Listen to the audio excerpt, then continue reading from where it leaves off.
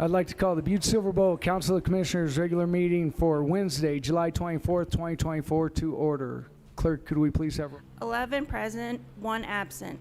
11 present, 1 absent. Please note that Commissioner Anderson is excused from tonight's meeting. Next, we'll move to the prayer and the pledge. Commissioner Sorich. Thank you, Mr. Chief Executive, fellow commissioners. Almighty God, we implore you, look upon us and guide us this night as we make decisions which will greatly affect our community of Butte-Silver. Direct our thoughts, words, and deeds so that we please you and best serve our fellow citizens. Amen. I pledge allegiance to the flag of the United States of America and to the republic for which it stands, one nation, under God, indivisible, with liberty and justice for all.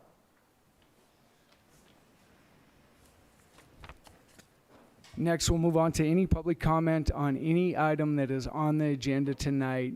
When you come forward, please state your name, your address, and what item you'll be speaking on. I think we know by the stickers what a lot of people will be speaking on.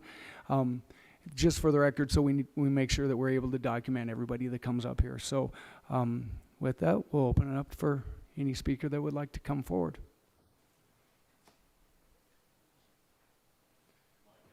No, there's a button. It'll turn red on the top. There Got it now? Yep. Mike Paffhausen, P-A-F-F-H-A-U-S-E-N, 4975 Molten Reservoir Road. I'm a state farm agent and a business owner in the Flats. Here as a proponent of the business improvement district that is being proposed and worked on actively by a myriad of people in the community. The biggest reason for my support comes down to just how we go about accomplishing things in life personally and as a community.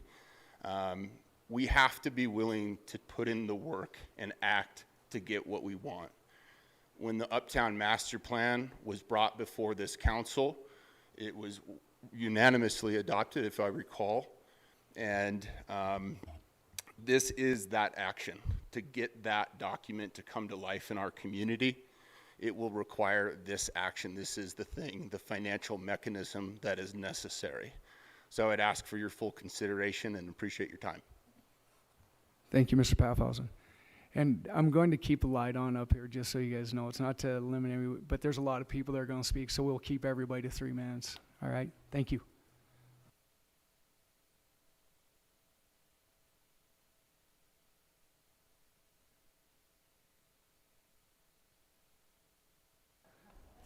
All right, there we go.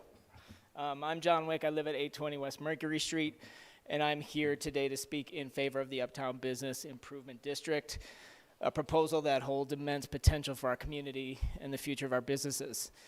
I own the property at 27 North Main Street, which houses my business, 5518. I also have a second business, Dig City Supply, on Park Street. Both of those are within the district. Owning a business in Uptown Butte is more than just a livelihood. It's a commitment to our town's heritage and our future. The BID offers us a fighting chance to address the challenges that we face every day and an opportunity to create the dreams that we all have for our community. It was almost a decade ago when Cass and I were looking for locations to open our business, and there was no question where we wanted to be. It was Uptown. It was in the heart and soul of what makes our community unique and amazing. It's impossible for towns like Missoula and Bozeman to ever have an uptown like we have. It's ours. Our building was first built in 1884, making our sweet old girl 140 years old, which is pretty amazing. But it requires a little bit more TLC because of that. And I think the same can be said for the rest of Uptown. If you choose to opt in, the BID becomes a tool for economic growth, enhanced safety and aesthetics, and a collective voice, our voice, leading to a stronger sense of pride and community. It's a tool that helps our businesses move beyond mere survival. As a business owner and a citizen deeply invested in the success of Uptown Butte, I urge you all to vote in favor of the BID. Let's take this chance to create a brighter future for our businesses, our families, and our town.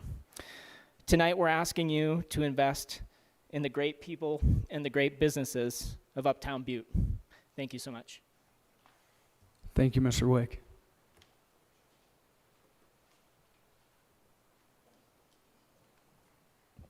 I'm Leslie Dickerson. I live at 1501 North Excelsior Avenue. And I'm here this evening on behalf of myself, but also our Chancellor, Dr. Les Cook. I work at Montana Technological University.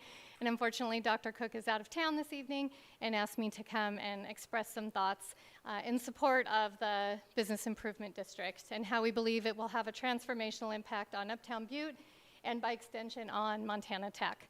My role at Montana Tech, I supervise admissions, financial aid, and the registrar's offices. So I have a lot of communication with prospective students, new students, current students, graduating students, and alumni. And really, it is definitely noticed, the improvement that's been happening uptown already is definitely noticed by our prospective students and families. And while the quality of education at Montana Tech is certainly the focus and what we're most well known for, the energy and vibe of the community is also a really important factor in the decision that students make when choosing college. Since Dr. Cook arrived here 5 years ago, a lot of exciting things have happened uptown, so many new businesses opening, and at the same time, a lot of exciting things have been happening at Montana Tech, the largest gift in the history of the university, the new track team, new cross-country team for men and women, the Lazar Family Foundation Simulation Center, and the list really goes on. And so these examples illustrate how a thriving Uptown Butte impacts Montana Tech, and the opposite is true. What's good for Montana Tech is good for Uptown Butte. And so thank you for the opportunity to enthusiastically offer our support for the Uptown Business Improvement District. Thank you, Ms. Dickerson, and 100 years this year for Montana Tech. So, good evening, Chief Executive, members of the council. My name is Ray Rogers. I live at 100 East Broadway in the historic Finland Hotel, and I am also the owner of the Praxis Properties in Uptown Butte. And I stand as a strong proponent of the Business Improvement District for Uptown Butte for many reasons.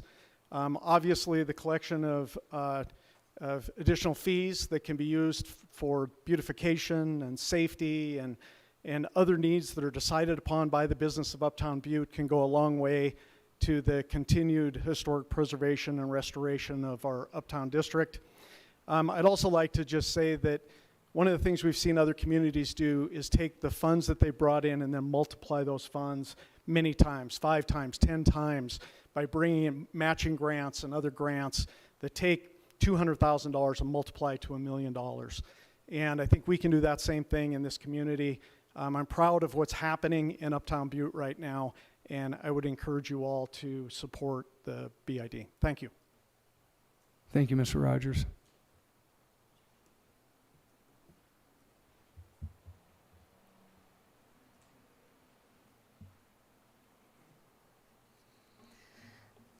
Good evening, council members. My name is Shelley Connor, and I live at 2155 North Drive.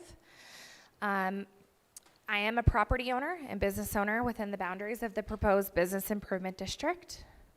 Over the last 15 years, Uptown Butte has housed my business. I am a proponent and a volunteer for the Uptown Butte Business Improvement District.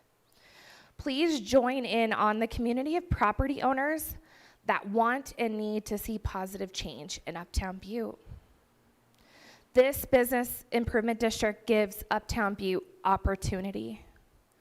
It will provide resources to work on safety, walkability, beautification, and economic development initiatives to promote, improve, and enhance the district. These are integral for business recruitment, commercial investment, and development this community needs to be successful. BIDs are paid for and run by property owners. I won't bore you with the statistics, but they just work. Consider signing the petitions so we can move forward with this project, and also the community. Thank you for your time. Thank you, Ms. Connors.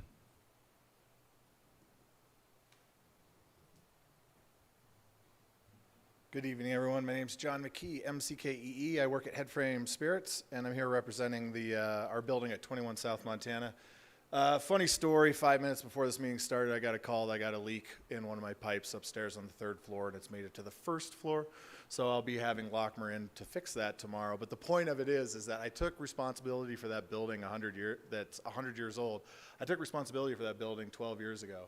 And I took responsibility with the note that I want that building to be there for another 100 years. I've put that money in, I've put that time in, I've put that commitment in, I'll put it in again tomorrow morning to take care of this leak. But what we can't do is we can't do it alone. So the way that the bid is doing, what the bid's doing is allowing us to pool our resources as an uptown group, pool them together to do greater things for the whole. So this is a rising tide lifts all ships kind of model. And you guys know me, I come up here and I say this all the time. It really, really matters that we can combine our good for greater good. And I think that it's really important to have you guys sign on in support of that. I'll throw one more note in. Right now, that's just 21 South. But at some point in the future, I'm coming back to you to buy the Kelly off you, which will make me the second most expensive person in the bid, and I will pay that. So I'm trying to tell you is that this is important enough to me that I'm willing to put one property now and two properties eventually into this group collaborative to do this better thing for our uptown. So I really, really appreciate your consideration in joining us in that. I really think it's important. I really think it's obvious about how a rising tide lifts all ships. And if you're not doing anything in the morning, come help me fix some leaks in my building. Thank you. Thank you, Mr. McKee.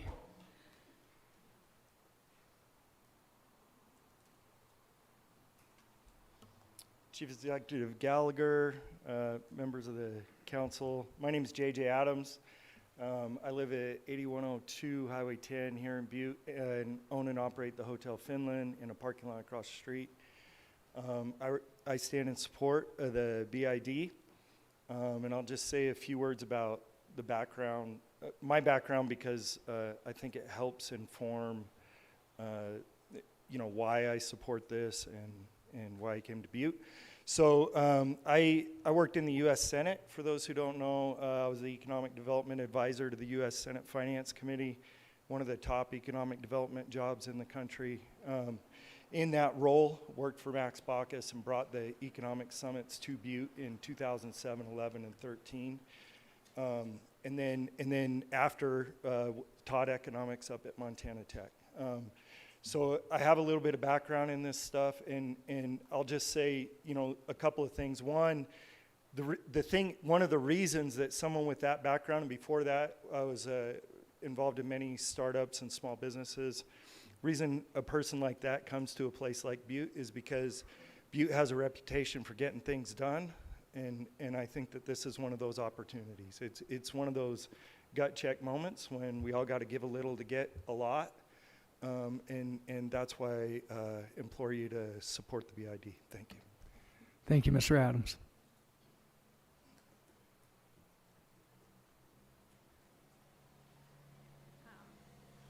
I have a statement here from the president of St. James Hospital that she had asked me to read. This is from Karen Costello. St. James Hospital leadership is excited about the Uptown Butte Master Plan and the enhancements to our community that will come as a result. It is very encouraging to see positive changes on the horizon for Uptown. As a hospital that has been part of the Butte community for nearly 150 years, we are deeply committed to supporting all efforts to improve the health and well-being of our community. St. James Hospital resides outside the boundaries of the proposed Business Improvement District. Out of respect for the businesses that will be responsible for the additional financial support associated with the BID, we refer to their expertise and input on this matter. We are enthusiastic about following the progress of our planned improvements and look forward to continuing to find opportunities where we can lend our voice to support the work that is unfolding. Thank you once again for including us in this dialogue as we remain dedicated to our shared goal of making Butte a healthier place for all its residents. That's from Karen Costello. Thank you. Thank you, Ms. Adams, on behalf of Karen Costello.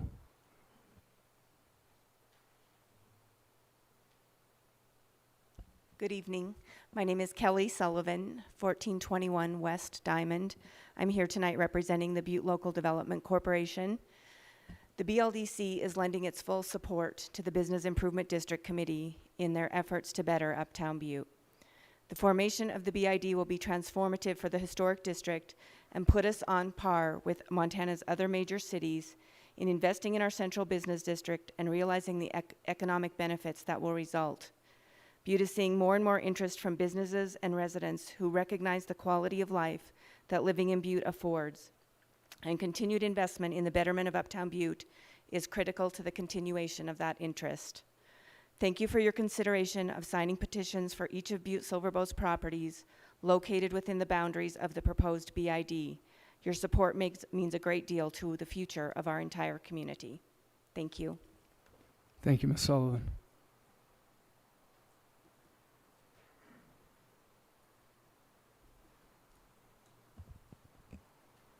Good evening. My name is Steve Grover. I own property at 40 East Broadway. I'm here to speak in favor of the formation of the bid and ask for your support. I'm also here to ask you and all involved to be very transparent with the process and keep the process public. If done well, the bid can be a major asset for Uptown Butte and an opportunity for the property owners to have a unified voice to work with Butte-Silverboe. My project, like many others in Uptown Butte, is of a size that requires outside investment. A bid can be a strong indication of the government and private sector working together to address important issues.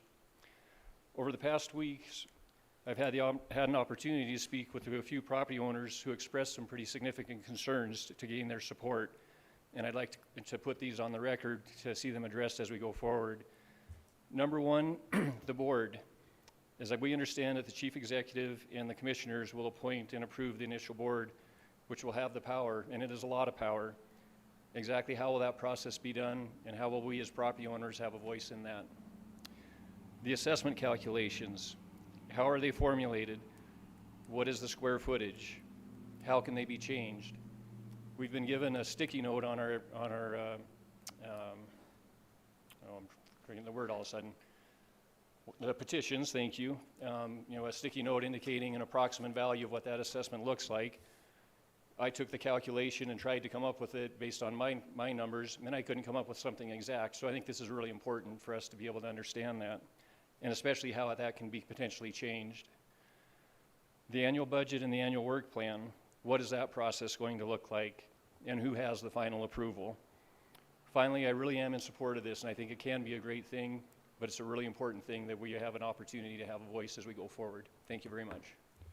Thank you, Mr. Grover.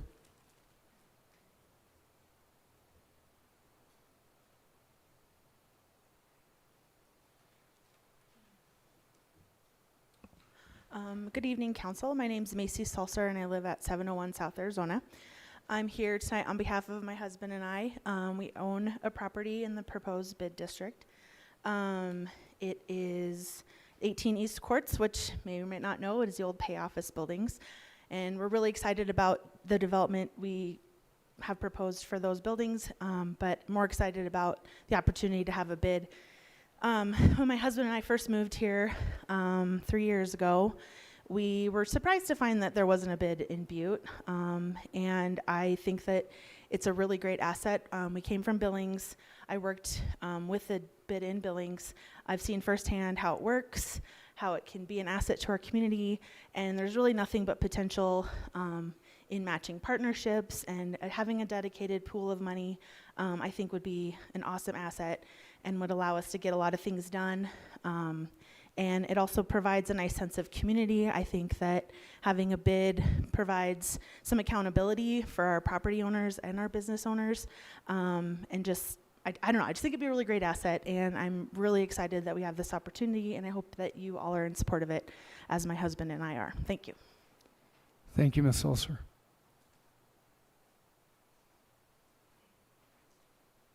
Is there any other public comment?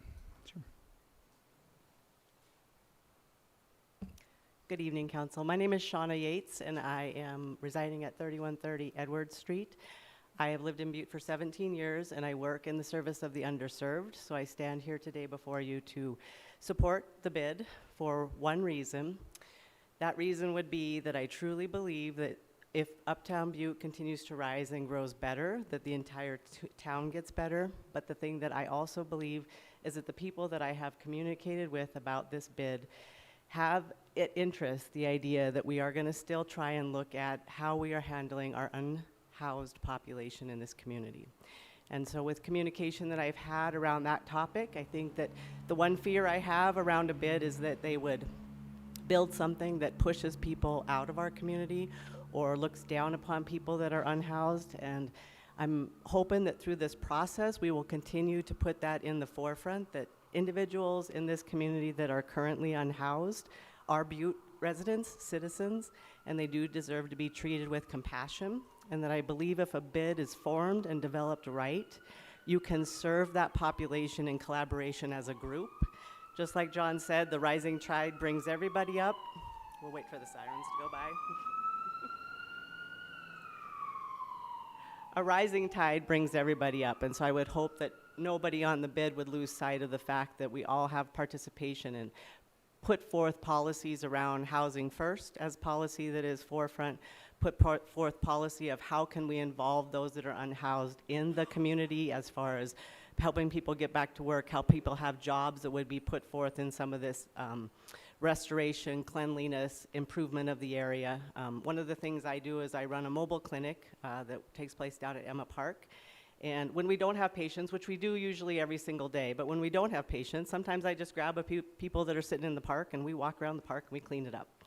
And you know, the thing that I notice is that people just want to have purpose. And so if we continue to help in that limelight, even with these policies, we could build a really great Uptown Butte. So I just put that out there that we don't lose sight of those individuals that also find the streets right now of Butte as their home. Thank you. Thank you, Dr. Yates, and thank you for what you do with the mobile clinic.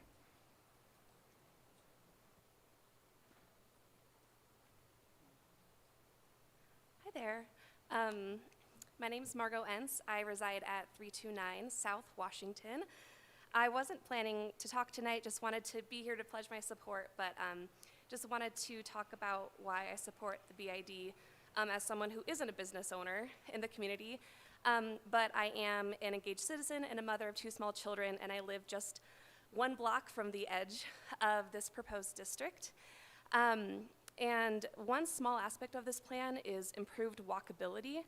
And just that will make an enormous difference, not just to my small family, but the dozens of other families who border and live within this district. I'm also a professional fundraiser who has worked closely with community foundations, namely in Gallatin and Missoula counties.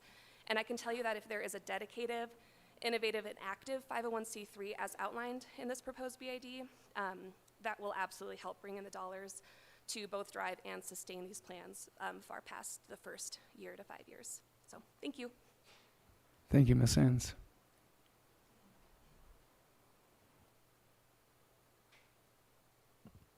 Good evening, Council. My name is Jamie Hepler. I am a resident of Butte. I am not an owner of any establishment in Uptown Butte yet, but I come before you to just tell you about the reason I came back to Butte. I have 2 small children.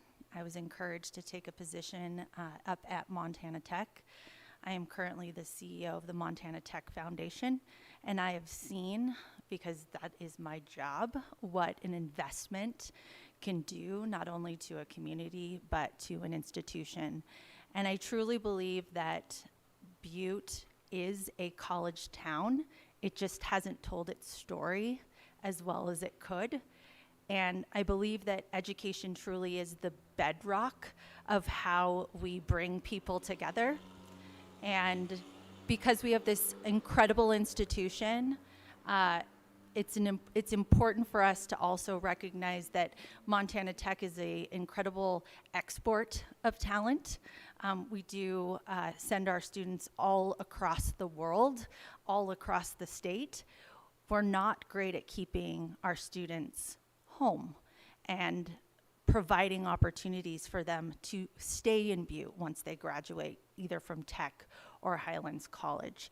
So I think the more that we can encourage something like this and put investments into our Uptown district, more people from other areas of the state or for out of state will start to think about the other employment opportunities that could be available should we invest in something like this. So the more that we can bring in new business, the greater chance we have to retain the incredible talent that is constantly being produced out of Montana Tech. Thank you.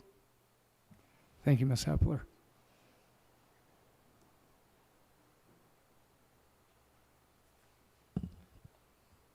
Good evening, Chief Executive, Council of Commissioners. My name is Cameron Moylan. I live at 208 Washington Street.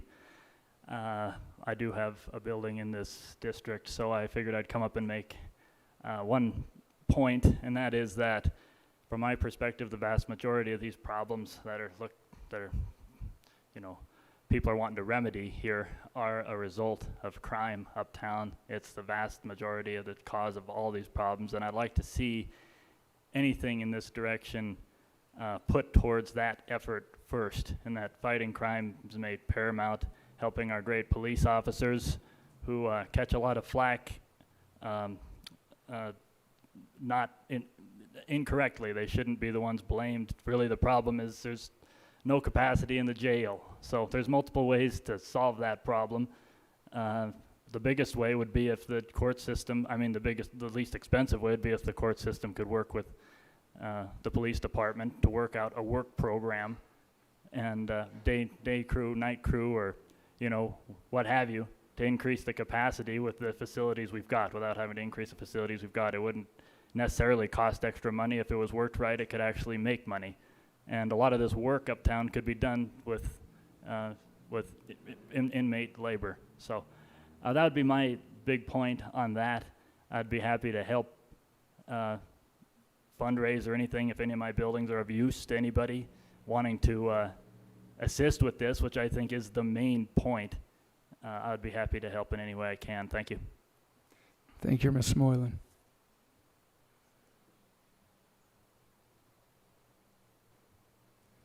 Is there any other public comment on tonight's agenda? Howdy. Betty Frost, 2000 Roberts Avenue, longtime listener. I'm here to speak in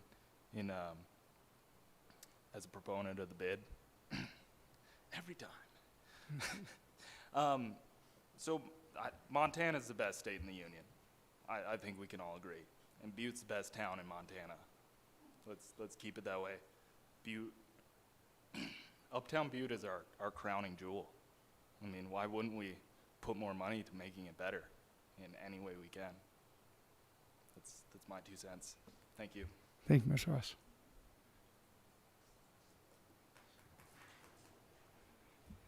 Is there any other public comment on tonight's agenda?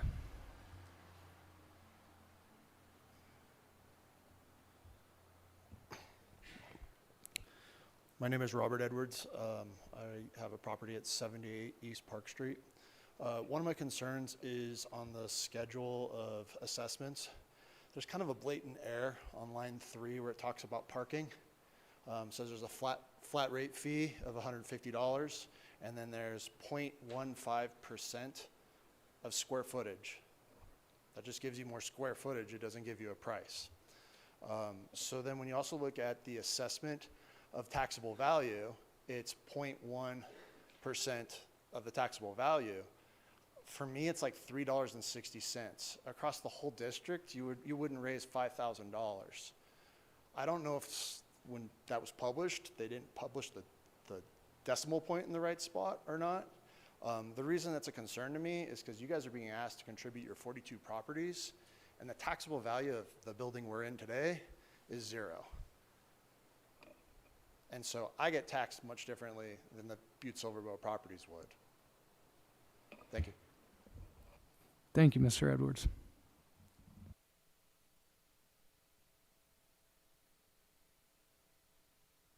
Is there any other public comment on tonight's agenda?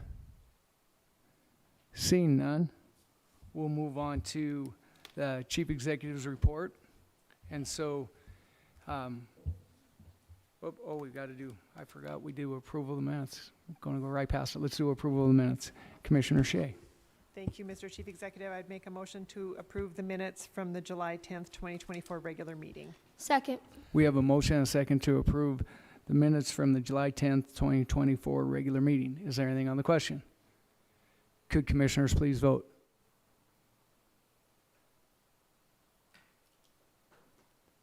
And would anyone like to change their vote? Clerk, please record the vote. 11 yea, 0 nay. 11 yeas, 0 nay, motion passes. Moving on to items not addressed on the agenda, we do have one emergency suspension of the rules tonight. Commissioner Shea.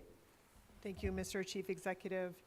In accordance with the provisions of Section 6 of Rule 6 of the Rules of Business of the Council of Commissioners of the City and County of Butte-Silver Bow, State of Montana, the council hereby finds that an emergency condition exists which requires that the council rules be suspended to allow resolution number 2024-29 to be added to the agenda of the July 24th, 2024 regular meeting of the council. The reason for the suspension is as follows. Resolution number 2024-29 is a resolution presented by Zach Osborne, Fire Department, requesting the Council of Commissioners to adopt Resolution 2024-29, giving authorization for the Butte-Silver Bow Fire Department to implement Stage 1 fire restrictions within the City and County of Butte-Silver Bow. The resolution also provides additional authorization to upgrade the restriction level to Stage 2 if deemed necessary. This communication was not submitted by the deadline for items to be placed on the July 24th, 2024 regular meeting agenda because the Northern Rockies Coordination Group, Dillon Restrictions Area, that Butte-Silver Bow is a participant of, has decided to implement fire restrictions after midnight on July 25th, 2024, leaving no time to submit a communication for this body's next regular meeting. Mr. Osborne is requesting this communication be added to the agenda of the Council's July 24th, 2024 regular meeting. Based upon the foregoing, and to allow this matter to be acted upon, the Council hereby finds that an emergency exists which requires the suspension of the Council's rules to add communication number 2024-29 to the agenda for the July 24th, 2024 regular meeting. At this time, I would make a motion to approve the suspension of the rules to consider placing communication number 2024-29 on the agenda at the July 24th, 24 regular meeting. Second. We have a motion and a second to suspend the rules. Is there anything on the question? Could commissioners please vote?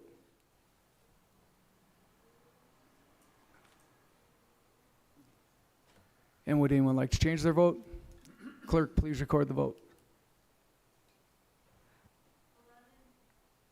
11 yea, 0 nay. 11 yeas, 0 nay, motion passes. Motion passes. Moving on now to the Chief Executive's report. I want to talk about the fire conditions that we have in here. That's why we just had the emergency suspension of the rules. We were very fortunate, and I want to really commend the coordination of services with the Forest Service, DNRC, BLM, and everybody that were able to get the resources that we needed up in the Blacktail Canyon.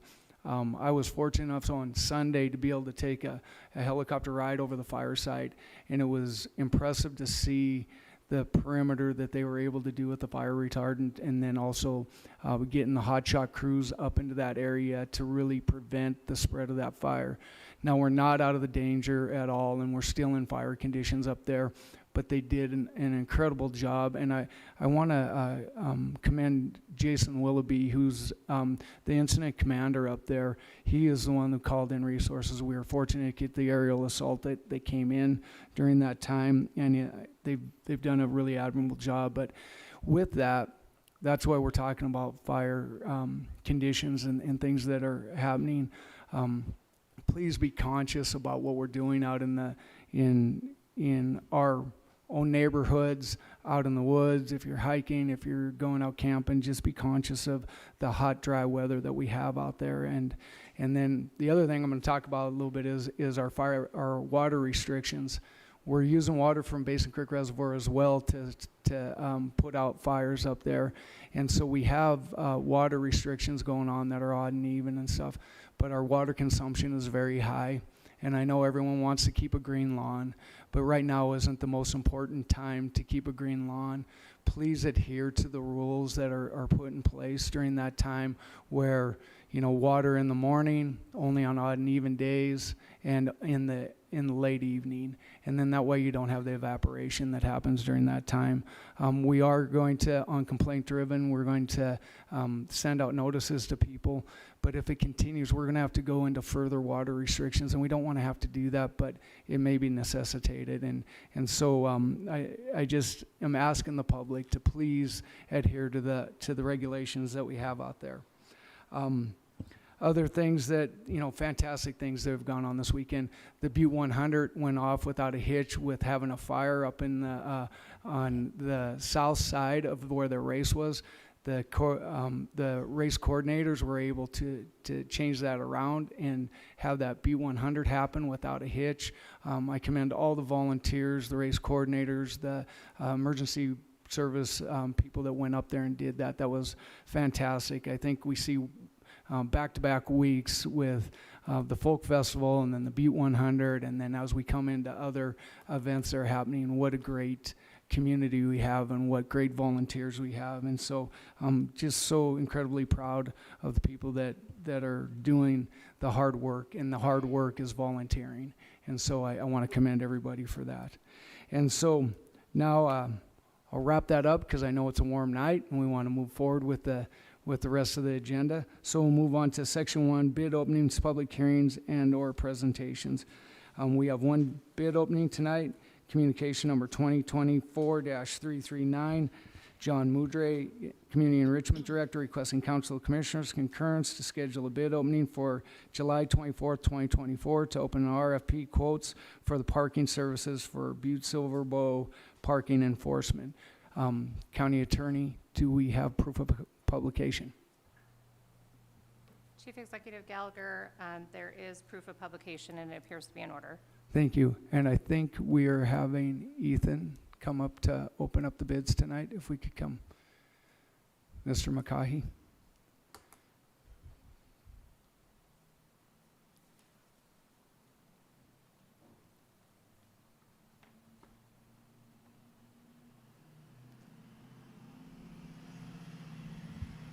So you want to give him yeah. Sit. Yeah, there we go. Push button. There we go. There you go. Hello, Mr. Gallagher, Commissioners. My name is Ethan McCaughey, 2811 State Street. Today I'll be presenting you a proposal for the BSB Parking Commission. Thank you, Mr. McCaughey.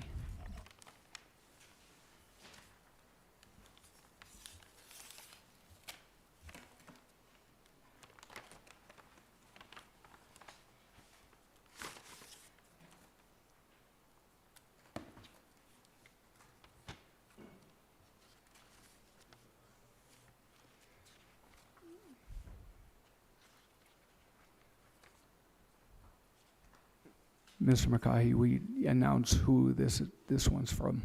Oh, okay. So this one's from Cardinal Tracking, Okay. and we use it for our ticket systems. Okay. This is Cardinal Tracking out of Louisville, Texas. Yes, correct.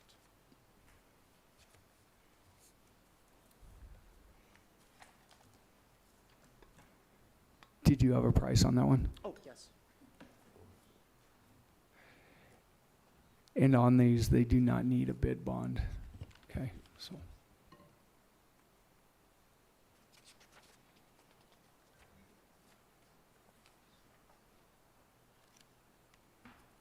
Maybe I do.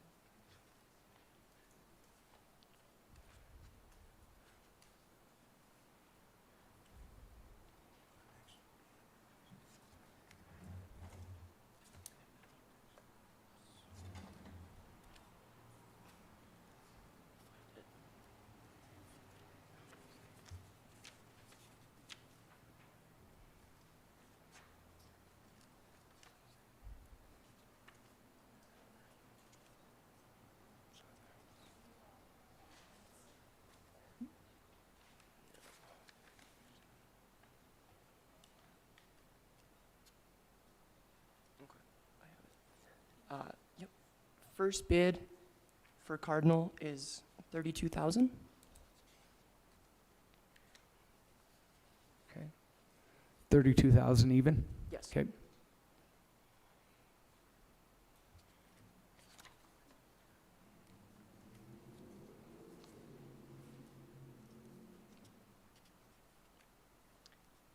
and total 145,257. 145,257? Yes, that is grand total. Okay. That's the total price. Yes. Okay. All right. Thank you. So the total for Cardinal is $145,257. Yes. Okay.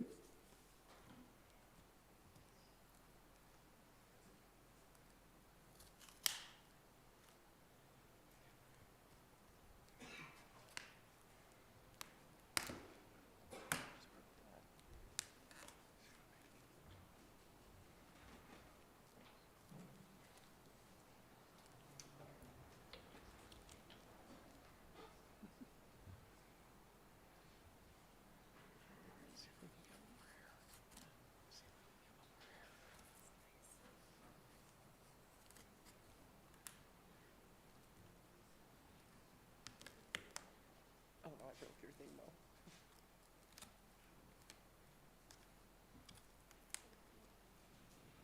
That's okay. We got it.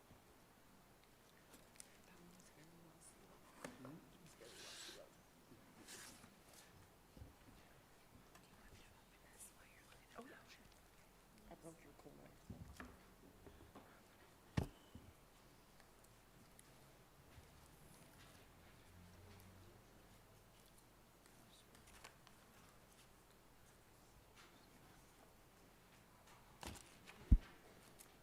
All right, next is T2 Systems. T2 Systems out of Toronto, Canada. Yes.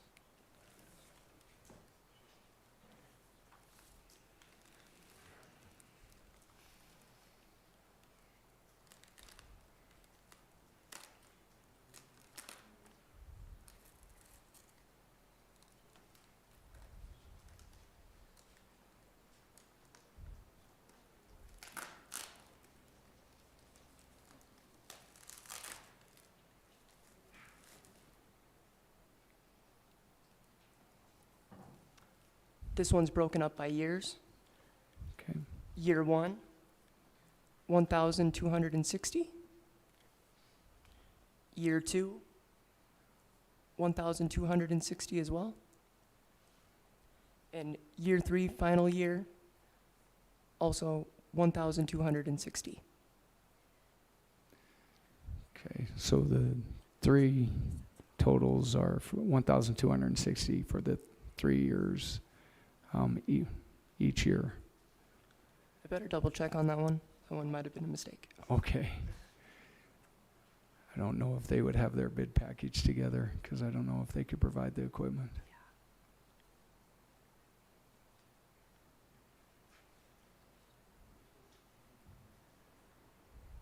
I have it now. Okay. Grand total, 21,788. So the total is 21,780, and those other 1,260 were probably service fees during the 3-year contract. Okay. Yes. All right. So we have 3 years of service contract for 1,260 each year, and a total of 21,780. Yes. Okay.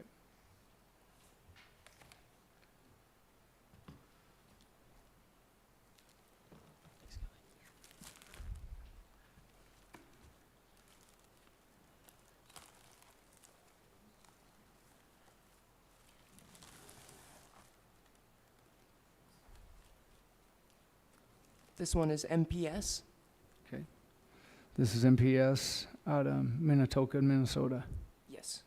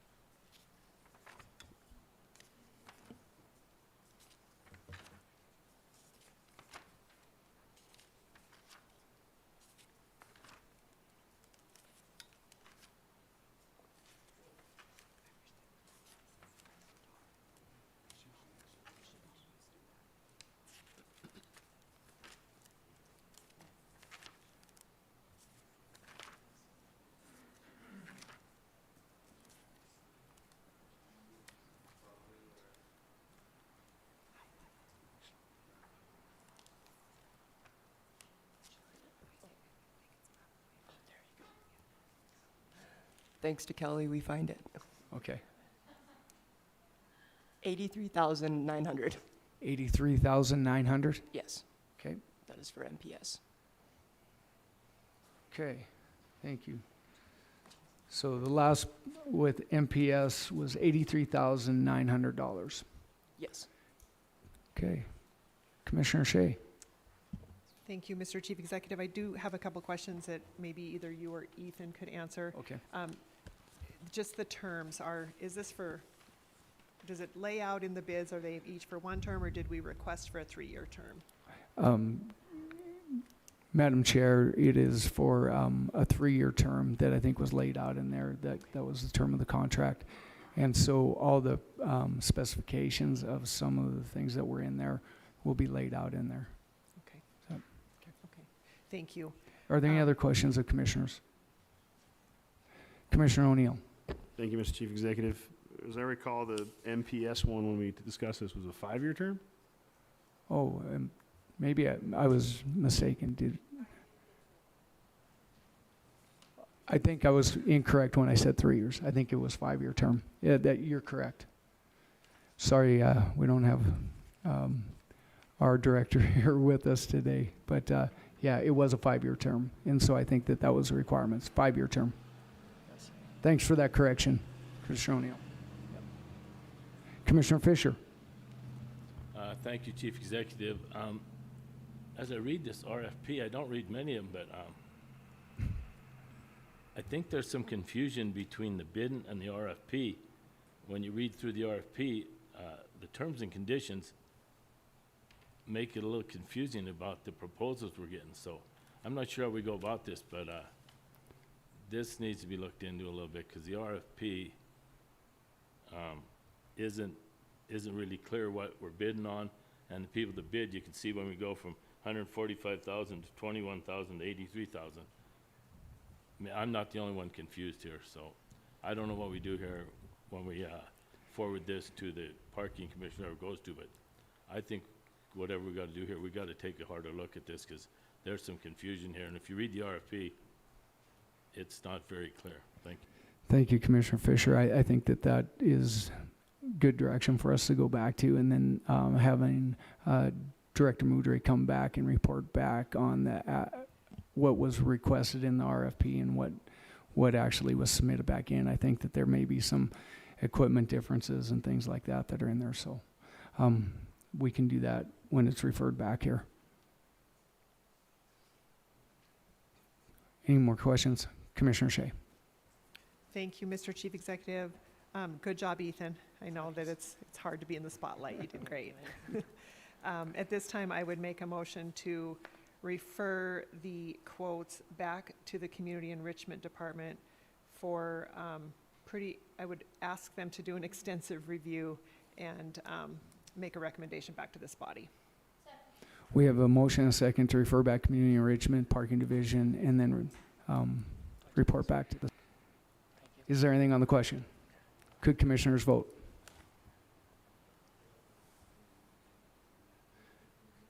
And would anyone like to, whoops, we don't have it. Commissioners, please vote. And would anyone like to change their vote? Clerk, please record the vote. 11 yeas, 0 nay. Motion passes. Thank you, Mr. McCaughey. Moving on to Section 2, Consent Agenda A 1 through 4 and B 1 through 19. Is there any friendly amendments and/or segregations? Commissioner Shea. Thank you, Mr. Chief Executive. I would like to segregate item number 2, communication number 2024-337. That's item number 2, communication number 2024-337. Are there any other? Commissioner Morgan and then Commissioner Fisher.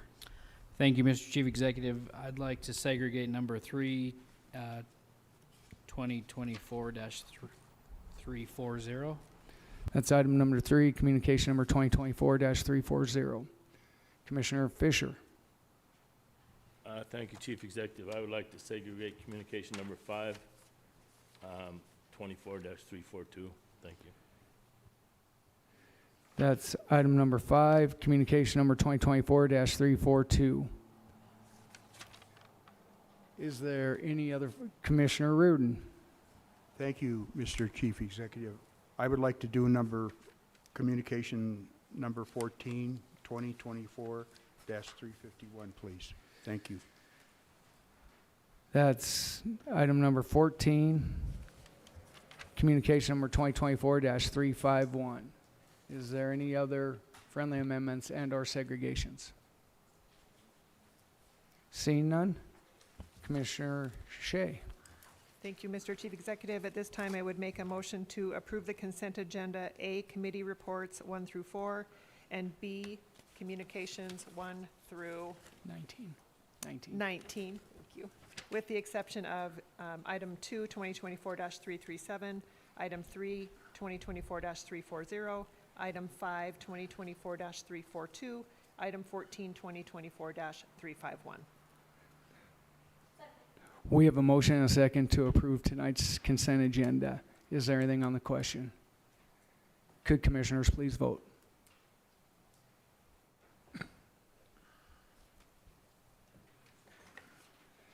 And would anyone like to change their vote? Clerk, please record the vote. 11 yea, 0 nay. 11 yeas, 0 nay, motion passes. Moving to item number 2, communication number 2024-337, Shanna Adams, Uptown Master Plan Association, President requesting Council of Commissioners authorization to participate in the Business Improvement District. Commissioner Shea. Thank you, Mr. Chief Executive. I segregated this because I know that the BID committee members have a lot of additional information that I think that the audience needs to see, the council needs to see, and I know that they were listening to some of the concerns that were brought up, and I'm hoping they can address a couple of those things as well. So I'm not sure who would be presenting for you folks, but I would invite you to come on up. I would invite up Ms. Adams to present here.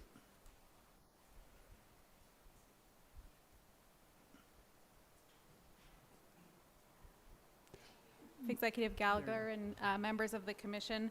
So we just have a brief presentation. We'll keep it short and then answer any questions that you may have. We can try to answer some of the questions that came up tonight as well.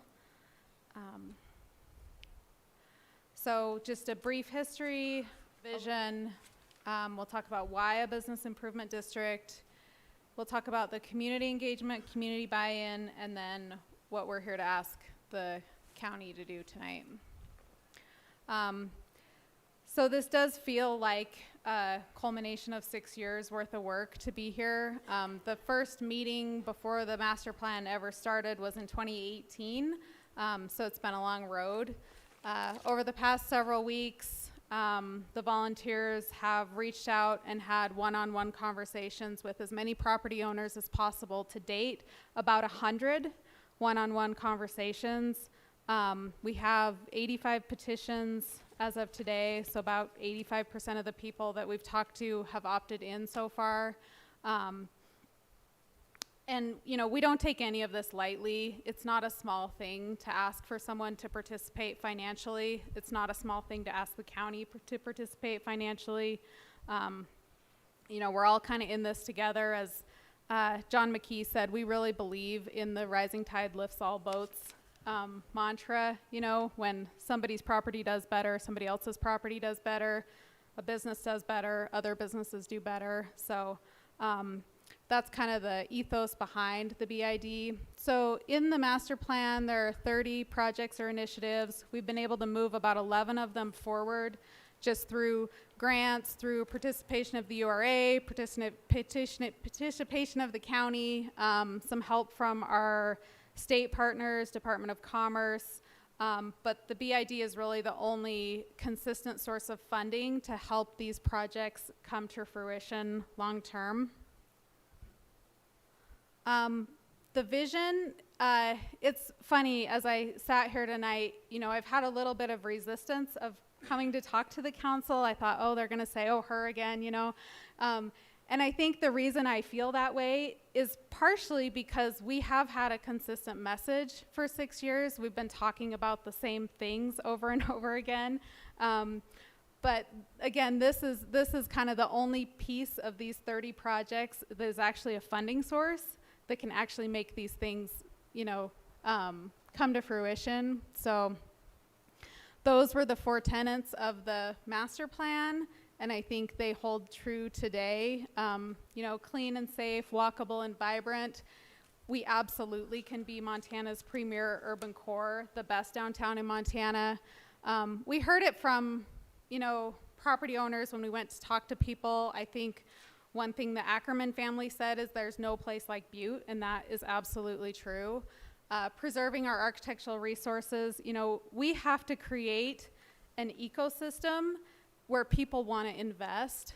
That's the only way to save these beautiful historic buildings. And it's going to take sustained effort and input from everybody. So we need to use all the tools available to us. The BID is a tool that other cities in Montana and across the country utilize successfully. Talked about the vision, sustainable development, preserving and enhancing the cultural and architectural resources that we have, and community prosperity.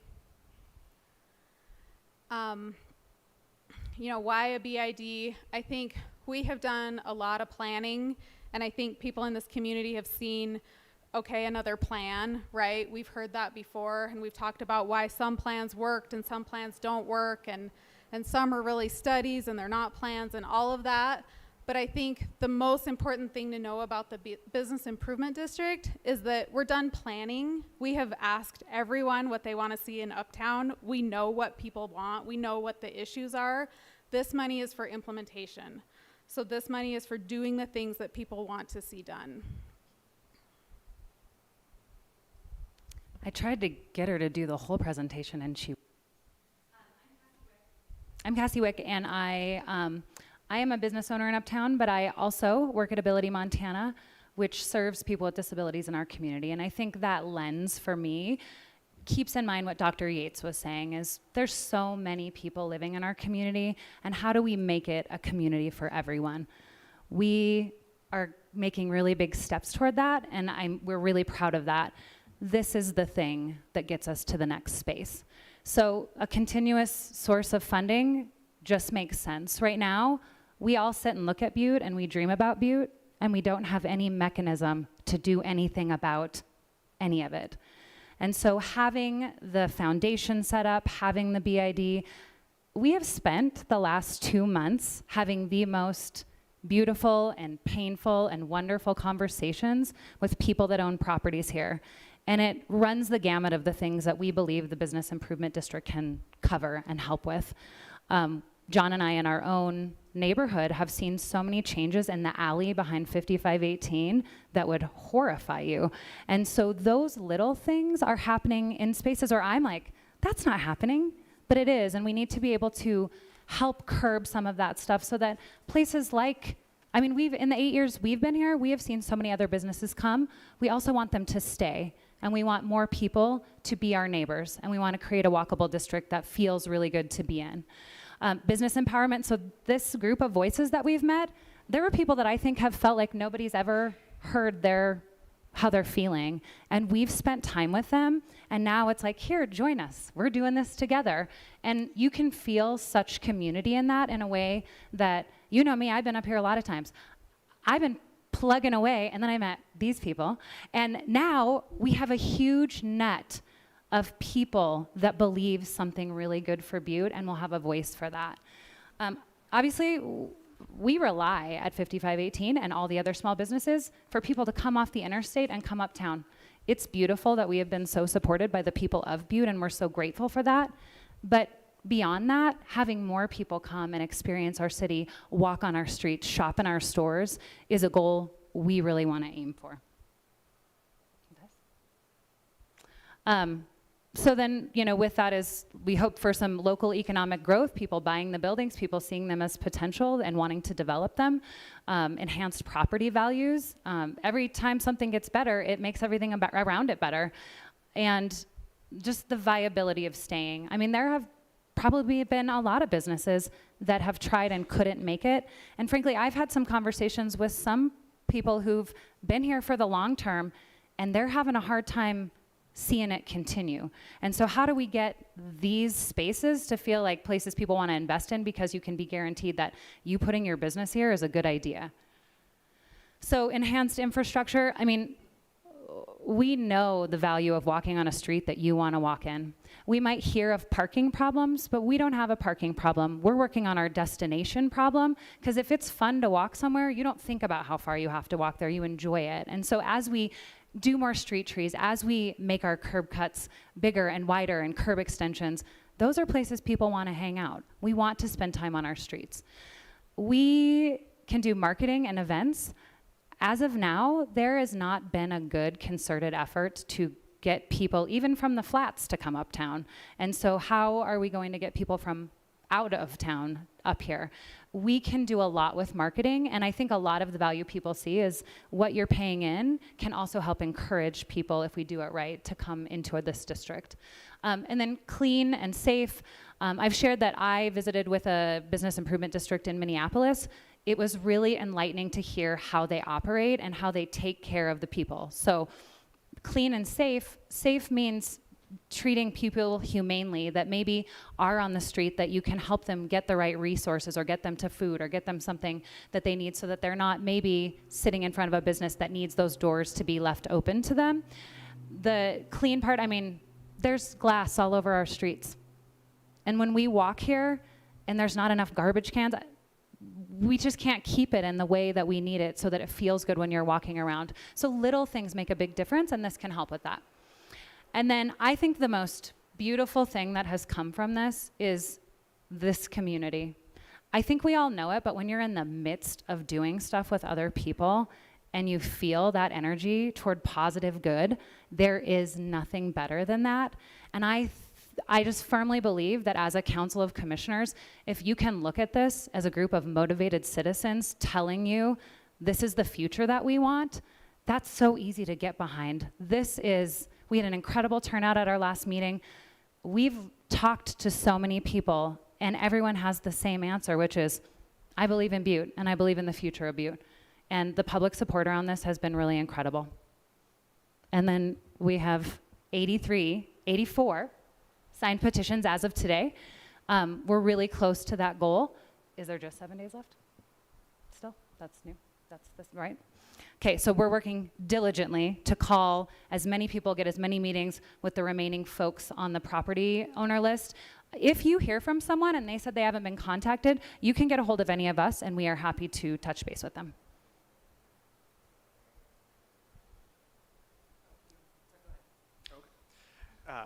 Council members, my name is Matt Steitzer. So shown up here is just some of the property owners that have opted in, and we've spent time with a lot of these property owners and kind of hearing kind of some thoughts they have about the business improvement district, what they hope to come from the business improvement district, and kind of things they're frustrated with. And that's been a really rewarding experience. It's been great to talk to these property owners and kind of understand where their focus is and what they would want out of the BID. So the punchline for what we're here asking tonight is for the council to give permission to Butte-Silver Bow to sign the 42 petitions that Butte-Silver Bow owns in the district. And the assessments of those petitions come out to about $45,000 per year. So as representatives of the city county, it's important that you feel confident in that investment that you make in the business improvement district. And so I'd ask that you keep three things in mind. One, that we are the last major city in Montana to implement a business improvement district. And we don't want to always be like every other community, but it's hard to say we don't want a business improvement district when these other communities have kept theirs going for multiple decades. And so we're not paving new ground here. We're taking the best of what's already been done and implementing that in our community. Second is that, as Shannon had mentioned, we're done planning. We're starting on implementation. So the funds that you, Butte-Silver Bow, would be committing to, and the rest of the property owners, are going to be spent in the district, in Uptown Butte, outside on the sidewalks. And so it's money that's being put back into our community. And third, to feel good about your investment, we've talked to almost everyone up here. You've heard a lot from property owners. I think you'd be hard-pressed to find a more passionate group of people. But we will work very, very hard to make this program very successful. So shown up here on the map is the outline of the business improvement district boundary. It's a red dashed line there. The green parcels are the Butte-Silver Bow parcels. A lot of those parcels, well, they're spread out throughout the district, but you can see at the top left is the courthouse. There's parking lots in there, and the water company, archives, etc. So these are the properties included in the district in which we're asking your permission for the petition opting in. And so now when you're asking why would taxpayers want to support this, and we want to see Uptown Butte thriving, right? We want to see it to live to its fullest potential. And so we have a lot of great events and festivals in Uptown Butte, and we want to contribute to those and make those even more successful and reap those benefits for those property owners. Recruit workers and investment in Uptown Butte. So if Uptown Butte looks good, if everyone feels comfortable in Uptown Butte, it makes investment and choosing to move your family here all that much easier. Supporting local business, small business. You guys know no one works harder than a small business owner. We would like to make their business easier by supporting them through different things, marketing, clean and safe, getting more people on the streets. Reduction in crime. We've talked to a lot of property owners, to no fault of their own, that have been the victims of vandalism and other things. It's a common concern, and it can always do better. And so we're looking to kind of improve upon that and help where we can there. Preserve historic and cultural resources. So as people have already spoke to tonight, Uptown Butte is very unique. There's no other place like this, right? And so when we're talking about investment, right, we got to capitalize on this uniqueness and this great place that, people to come visit and invest in our community. And then finally, the return on investment for taxpayers. So I blew past that on the last slide, I apologize. We did a calculation on the cost to taxpayers to pay for the investment of the business improvement district. So the cost on a $200,000 house would be approximately $1.22. Sorry, I blew past that. But anyway, that's a very modest contribution for a significant potential in return on investment. I think we'd all agree there's a lot of large buildings in Uptown that have very, very low taxable value because they've been sitting empty for a long time. If we can attract investment, right, attract people to the district to invest in these invest in these properties, the investment that the taxpayers are making to the business improvement district will be paid back multiple times over. And so we think it's a really good potential for return on investment. At that, I think we'll take questions. I'd like to ask just one question, and I think one of it was one of the questions that was asked by one of the residents, and that was that Butte-Silver Bow and this building would not pay any assessment on it, and I would like to have some clarification on that. Yeah, so I can address that.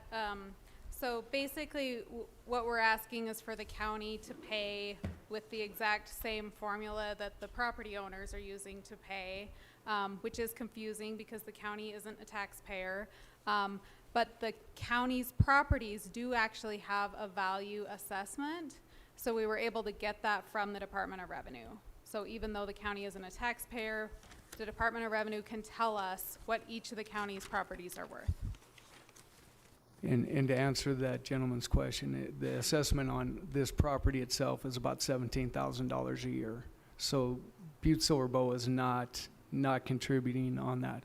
And so I just wanted that clarification because I think there was a little bit of confusion around that. And so I'll open up for any questions for commissioners. Commissioner Sorge. Thank you, Mr. Chief Executive. I met with these folks and I told them the devil are in the details. I think there's a lot of questions that need to be answered first. One was the security. A lot of people are looking for more security. How do you propose to do this, like an enhanced security? We've already got a police department that's doing a great job coming through, and they're doing the best they can. So what's your plans to try to make an enhanced security? Commissioner Sorich, Ms. Adams. Yeah, so Commissioner Storch, thank you for the question. So a lot of the detailed answers will come after the district is established, and there's a 7-member board made up of property members that will ultimately make those detailed decisions. I can tell you some of the things that have been talked about are additional security. There are a lot of concerns about crime. Some things that we've looked at that other communities do is they are paying for additional police officers, certain times, certain places when they're needed. They'll have maybe a separate contract with off-duty police officers or off-duty highway patrol officers. We had a highway patrol woman come to one of our meetings and talk about the potential of doing that. There's several highway patrol that live in Butte that might be willing to do that, but those are typically kind of taken care of with separate contracts from what the county is doing. And there have been conversations with the police department in Butte, and there are certain things that, you know, they can't have eyes on the streets 24/7. We've also talked about the clean team. That's something that a lot of communities do with their business improvement district, is hire a clean team, and those are eyes on the street as well. So they're doing trash pickup, weed pulling, but they're also, you know, talking to folks that are homeless or loitering and helping them get to places they need to go. So I think the added eyes on the street and then like separate security contracts. Thank you, Ms. Adams. Okay. Commissioner Morgan. Thank you, Mr. Chief Executive. I first want to commend you and your group for doing what you did. I've always been a proponent for realizing that there's an issue and then gathering a group to come up with solutions to solve those issues. And so for that, I appreciate it. But I do have some questions on the numbers. The numbers are always the devil's in the details. Can you just go through your needed percentage, which is at 60%? Am I correct on that? You can, I guess I'll say what I think you have, and you can correct me if I'm wrong. You need 60%. You currently, as of today, have 53% of those property owners. Is that correct? Something like that. Yeah, I think we have 84. I'm sorry. I just got to do this. If I, Commissioner Morgan, Ms. Adams.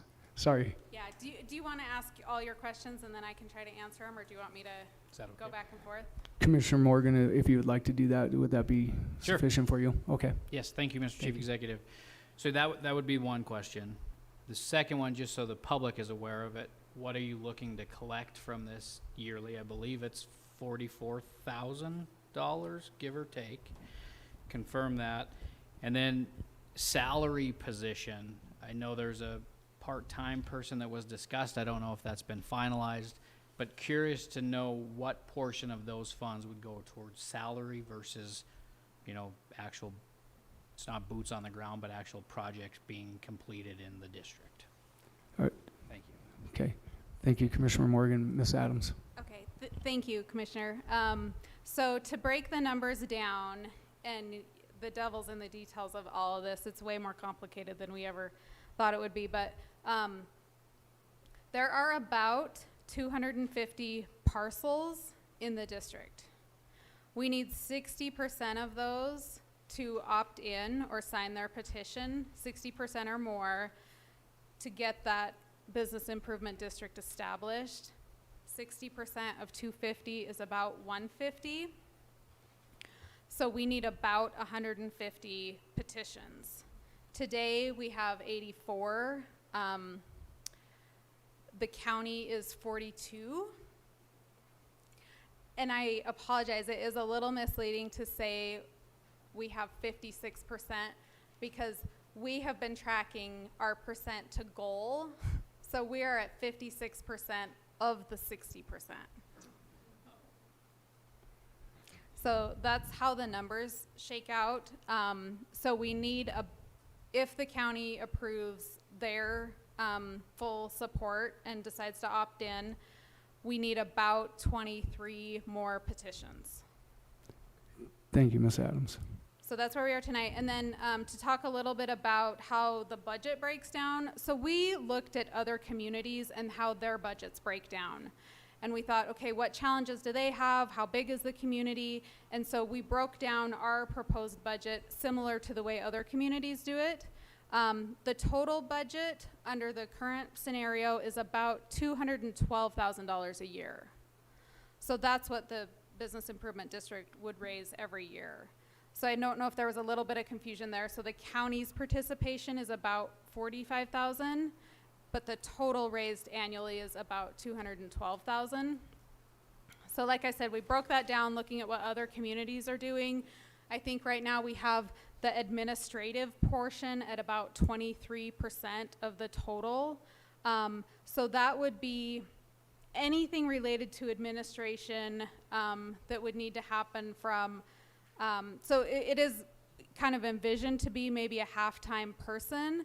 So that person is running all of the contracts we're talking about to do services and maintenance. They're following up on all of those contracts. There may be insurance in there. There may be materials, supplies, those types of things.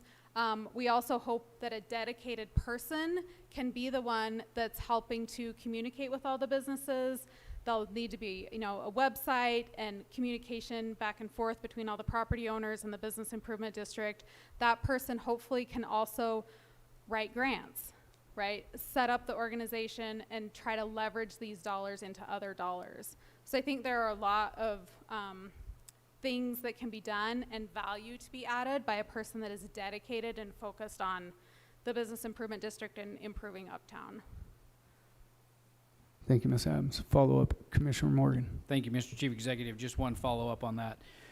I'm assuming that that individual would be hired via normal hiring practices and would be hired by the established board. Is that correct? Commissioner Morgan, Ms. Adams. Yes, so that's correct. So, and I can talk a little bit about the board. I think there was a question about transparency. So this is a property owner, business owner, organized organization and run. So the transparency is going to come from the organization itself. Sorry, I lost my train of thought. Oh, the hiring, I'm sorry. So yes, the 7-member board would be made up of property owners. And we've put together some bounds around how that would happen, just because we had a question early on, well, what if it's all bar owners and all they want to do are things that help bars? So we've kind of laid that out as a large property owner, a small property owner, someone north of Park Street, south of Park Street, someone from Butte-Silver Bow, someone from a utility or a service provider, and then a member at large, just to kind of spread it out geographically. But that board would then do the hiring for that position, yeah. Thank you, Ms. Adams. Okay, Commissioner Fisher, and then we'll come back over here. Okay. Thank you, Chief Executive Gallagher. Thank you, Ms. Adams. I'm not opposed to your program, but I do got some concerns. You know, and I'm just going to make a few comments, it's okay with the Chief Executive. Thank you, JP. You know, you're asking us to put a tax burden on all Butte-Silver taxpayers to benefit your businesses in Uptown Butte. It's a tough decision because my people live out south. They've got problems too. You know, you see our commercial, Big Lou, he has problems too. And it's out south. So, I mean, when you talk about property owners and business owners, you know, if that be the case, why do we want to put it on property taxes? I think you'd be better off to have an escrow account that's run by your businesses, because if the county has 42 properties, we certainly don't want to gain 10 more in the next 5 or 6 years by people defaulting and us having to pick up another 10 or 12 properties, where 45,000 now goes to 55 or 65 through the years. That's a concern. So anyhow, if you follow that, I would recommend that. And I think as we follow through with this, you have a great, outstanding group of people here tonight. But I think we should hear from both sides a little better, the people that don't live in Uptown Butte and aren't wearing their established badges. I mean, you got a great group here. But I think we should have some type of a public hearing. Not that it's needed or anything, but I think it'd be a good idea to hear from everybody in the community that's going to have to foot part of this bill. So I think an escrow account would be a little better, and I think a public hearing would be in order. But I also went through this, and I've got a couple other things, you know, and it says here about the recommended by the Uptown Master Plan Association, approved by the Chief Executive and the Silver Bow Council of Commissioners. And then we're talking about having a board hire the administrative staff. That's a little bit of a conflict to me too. And then the BID assessments are added to the Butte-Silver tax bills. That really bothers me. I mean, you know, I own a business, so I'm in south part of town. I've owned a business, I've been in business for Butte for a lot of years. You know, my property tax went up $1,000 this year. Went from $3,000 to $4,000. You know, not it's gonna cost me another $1.22, don't matter, but everybody in town, taxes went up. So it's a concern every time we wanna get a little tax, and I'm not opposed to it, but I do think we have a little bit of more selling to do to get this to move forward. Thank you. Thank you, Commissioner Fisher. Commissioner Thatcher. Thank you, Chief Executive Gallagher. Thank you guys for being here. I'm sure we all aware that I love this stuff. And so when I get started, I would like to say that I think that this is an enormous move for our community. And I think that it would be so beneficial not only to Uptown business owners, but to our entire community, whether we live down on the flats, whether we are Uptown. I think, in all reality, I think it'd benefit everybody. Commissioner Fisher's point about the burden to taxpayers to benefit your own businesses doesn't quite ring correctly in my mind, I guess, because, you know, it's important that we realize that this BID would increase property tax values.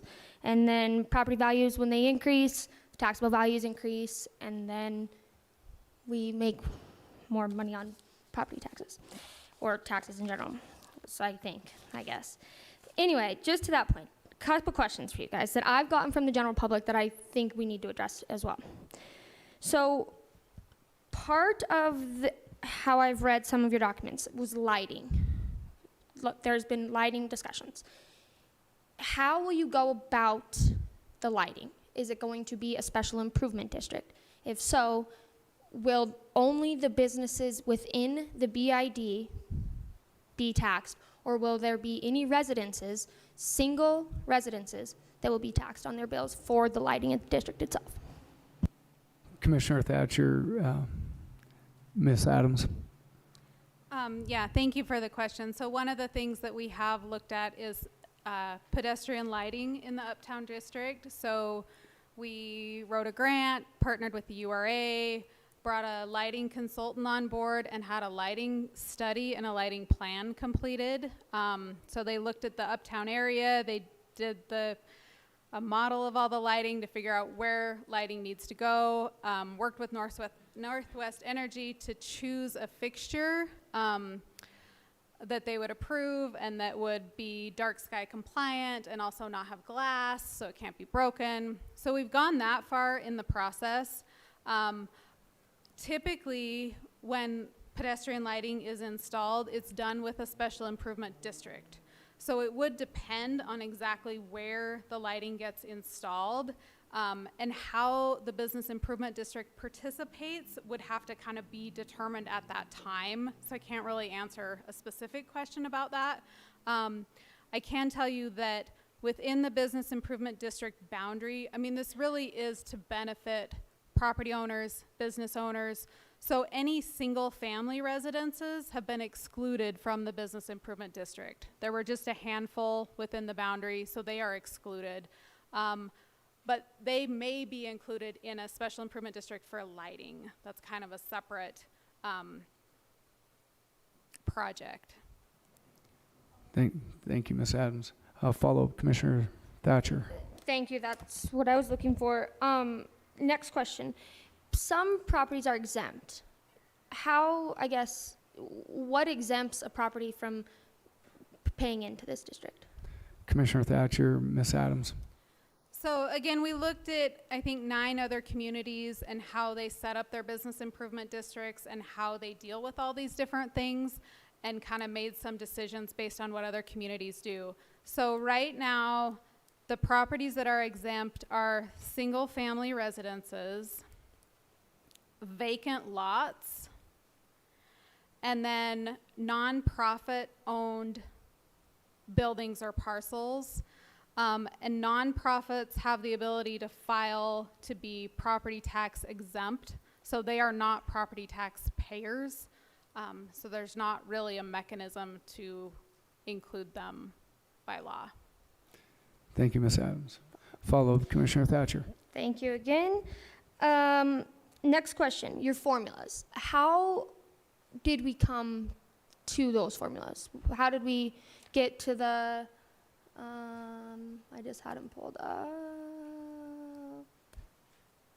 I think it was Mr. Roberts that was talking about it. Now I can't find it, but like the 0.1 of your, or 0.10, 0.15 your taxable values. How did we get to that point? Commissioner Thatcher, Ms. Adams. So kind of a similar process. We looked at other communities and how they do their assessments. The Montana Code Annotated provides us with the options that we can use. So it tells us how you can do those assessments. We looked at a bunch of different methods for doing that. We ended up with this three-pronged approach. So it's $150 flat fee plus 0.03 times the square footage. That is 3 pennies times the square footage is how that turns into a dollar value, plus 0.1% of the taxable value. So those three things added together.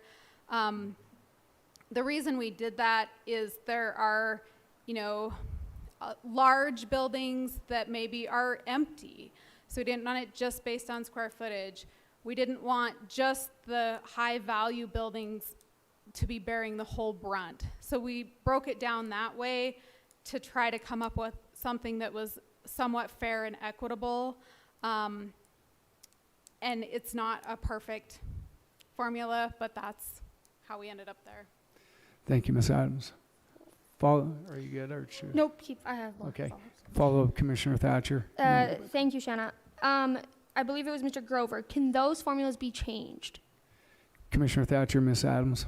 So once the business improvement district is established, those formulas cannot be changed for 10 years. So at the end of 10 years, this whole process will have to be done again by someone other than myself. Never doing this again. So the whole petition process, everything. And at that time, that formula could be changed 10 years from now or not.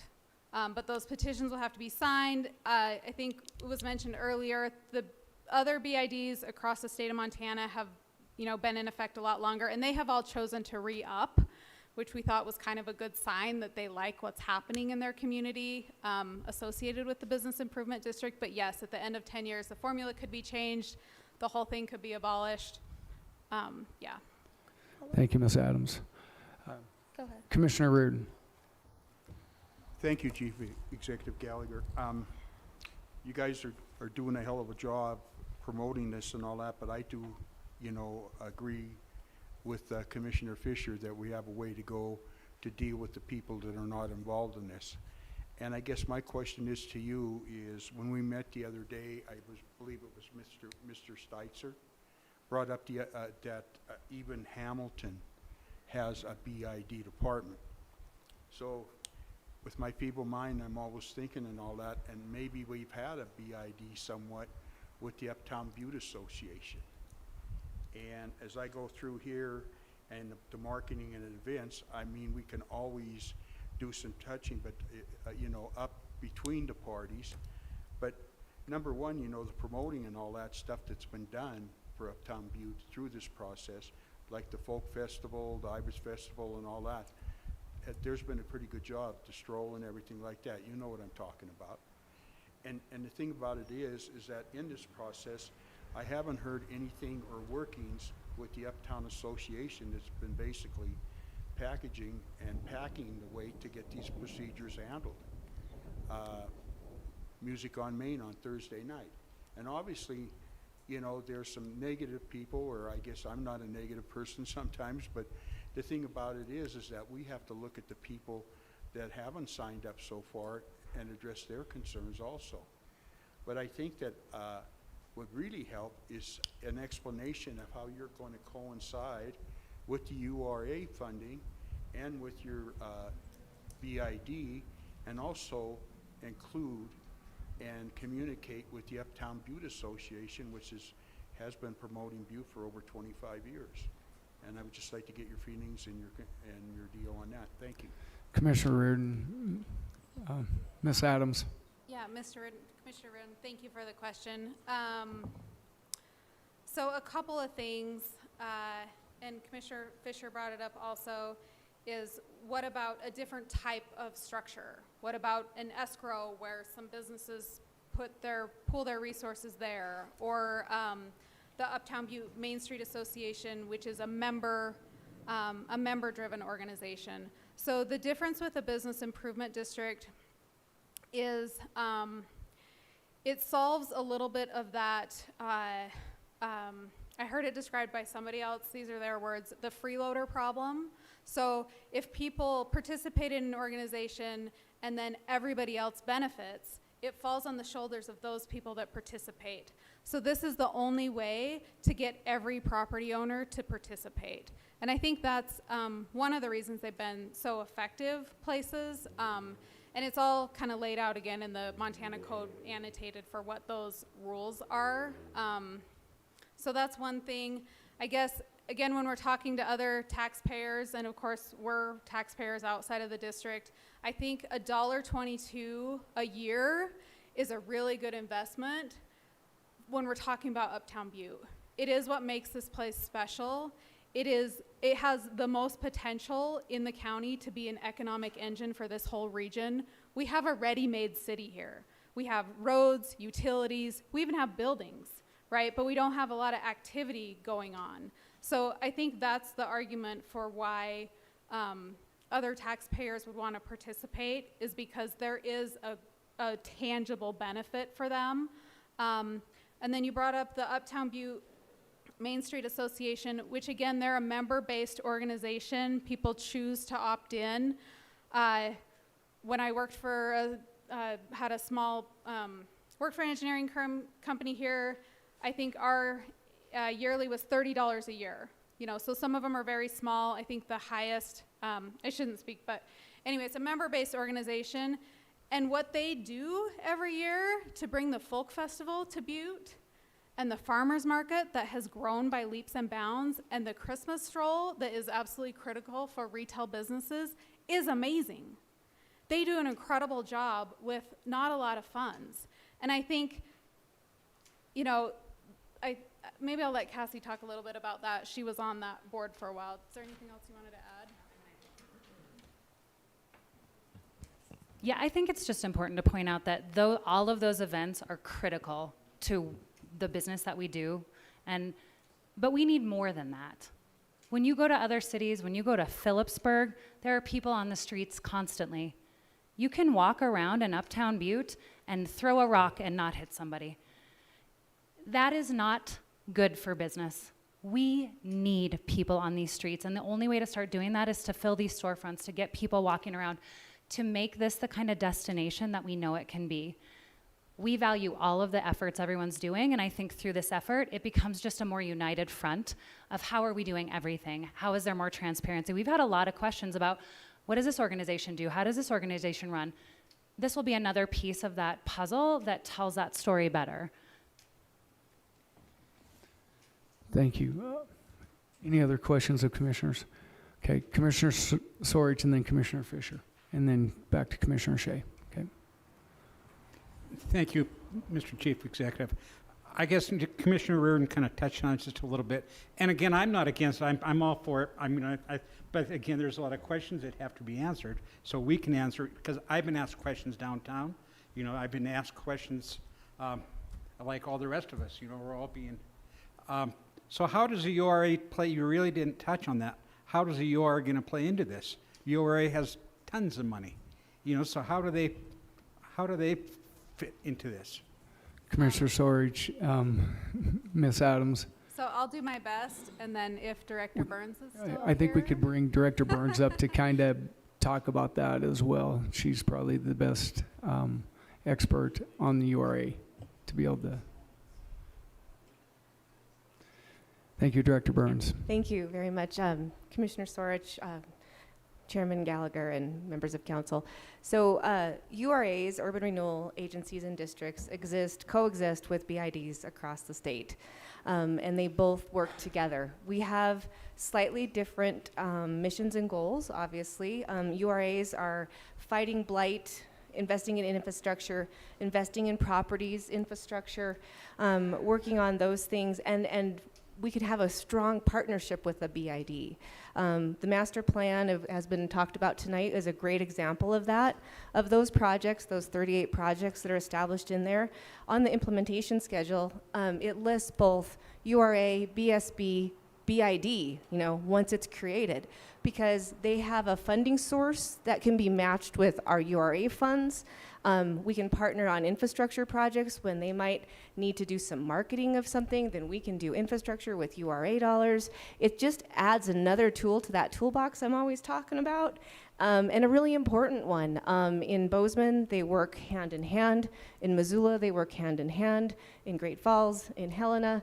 So it's just another opportunity for Butte-Silver Bow to get more done with more participation, and a lot more people involved in that decision making. Thank you, Karen. Sure. Thank you, Director Burns. So when Commissioner Fisher, and then over to Commissioner Shea, and then Commissioner O'Neill. Thank you, Chief Executive Gallagher. Thank you. I guess the time frame here is, we got to make a decision tonight, because next week's Committee of the Whole, I don't think we're allowed to make a decision then. So we're kind of on the spot right now. We're up against the blade, because we don't have all the information we need that I want to make a valid decision to support everyone in the community, not just the Uptown Association or whatever is there. The other thing is when you got to this portion here in this where it says the tax type of property and designation, it says down here tax exempt. Well, that's a legal thing, isn't it? If we're tax exempt and you're saying we're exempt for designation assessment, how can I vote to have my taxpayers pay a tax on property that's tax exempt? I mean, is that a legal question? I don't know, but I wish we had another week or 10 days so we could take this in and get some honest opinions from the other side and make things happen. But right now, I feel I'm really up against the blade to support something I want to support, but is it in the best interest of the full community? I have to question myself and make a decision at a time where I'm not ready to make it. Thank you. Thank you, Commissioner Fisher. Commissioner Shea. Thank you, Mr. Chief Executive. I was able to get all my questions answered by reaching out to the folks on the committee. And I don't know if you were able to meet with them and get all of your questions answered, but I certainly was. I do believe that the public has had ample opportunity to participate. It's been on our agenda since last week. There's been multiple planning meetings. There's been, especially with the Uptown Master Plan, that was such a robust public process. And obviously the outreach made it, because we saw people speak kind of on both sides here, on behalf of both sides. I think Commissioner Fisher brings up a really great idea, which is to set up a BID downtown. So I'm hoping that there are some business owners downtown that are listening that could build from your model and set up a BID. I say this a lot. Somebody told me this when I was very early on in my commissioner career, and they said good things happen to Butte if we let them. And so I try to draw on that, and I agree with Commissioner Fisher. It's a heavy ask when you say, gosh, we're going to collect money from everybody to support the Butte-Silver Bow side of this. But then when you break it down and get a little more granular about what that actually means, to me, I'm happy to invest my $1.22 for every $200,000 property value. I'm happy to do that because I love to recreate uptown too. I like to spend time uptown. I love to come up and have dinner. I love to come and walk around, go have a drink at Headframe, walk around, see people. It is getting better in Butte. There are more people around. I would like to see more people my age around. And I think that this is the way you get that. I'm not part of the college crowd, but I do think that having more of these amenities that more mature people care about would be a really, really great value. I love that Director Burns described how this could leverage the URA funds, because I was wondering about how those two things meshed together. I guess my only question, after I said Commissioner Fisher had a great idea, is there anything preventing another BID within the boundaries of Butte-Silver Bow? Okay. Commissioner Shea, Ms. Adams. So yeah, there's nothing preventing another business improvement district, and other communities do have multiple BIDs, and some of them have started with a certain footprint and then have been so successful that the outlying areas wanted to opt in, so they've had to just increase their footprint. So there's a possibility for multiple BIDs or changes in the boundary just at the end of that, 10-year or 5-year period, depending on how it was established. Thank you, Ms. Adams. Follow-up, Commissioner Shea.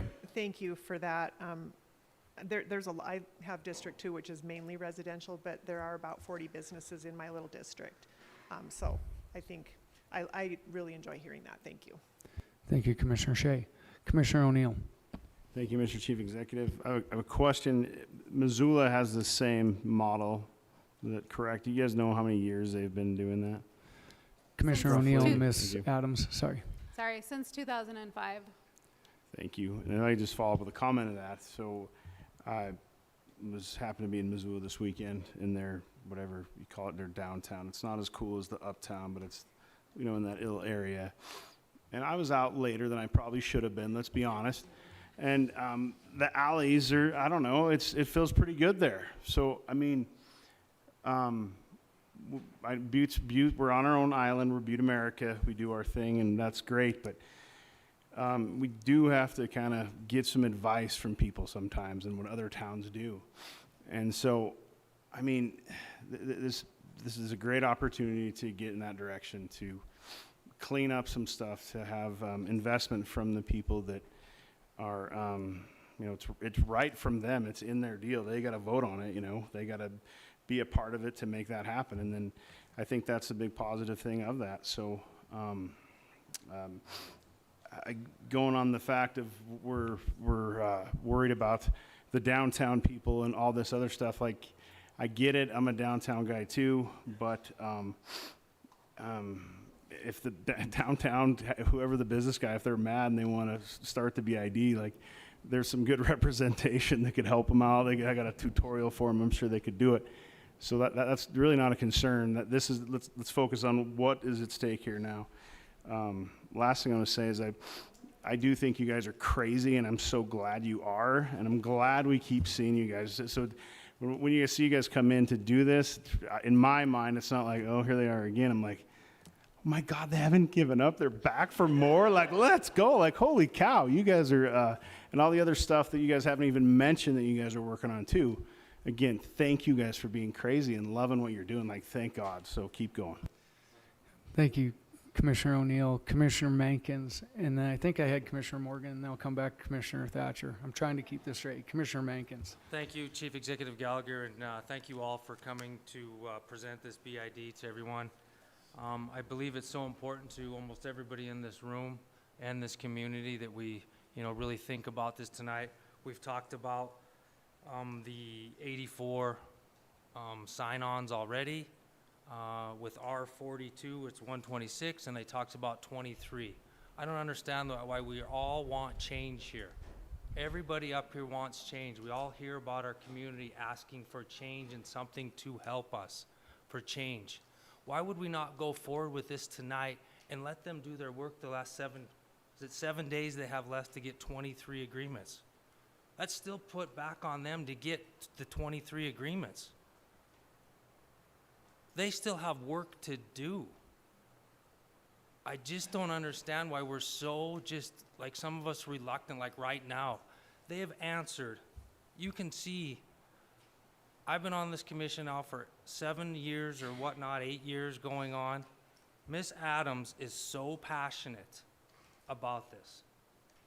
So passionate. She got fired up for the first time I've ever seen the lady fired up.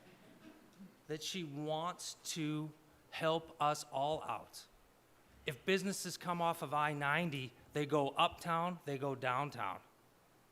I mean, not businesses, but if cars come off I-90, they go uptown and downtown. It's not gonna benefit just Uptown Butte. I don't understand why we're so close-minded on that. We want what is just the best, the change. I mean, for McKee to say combine are good for the greater good. That's the greater good, like he says, for Butte, America, not Uptown Butte. These are the things that we really gotta think about tonight. Why not give them the opportunity to do the rest of their mission? Why would we hold them back tonight? That makes no sense to any of us to hold them back. They still have a ton of work to get to 23. So I really think that we really got to think about that. Thank you. Thank you, Commissioner Mankins. Commissioner Morgan. Thank you, Mr. Chief Executive. Again, just a couple of things just to clear the air a little bit on the SID.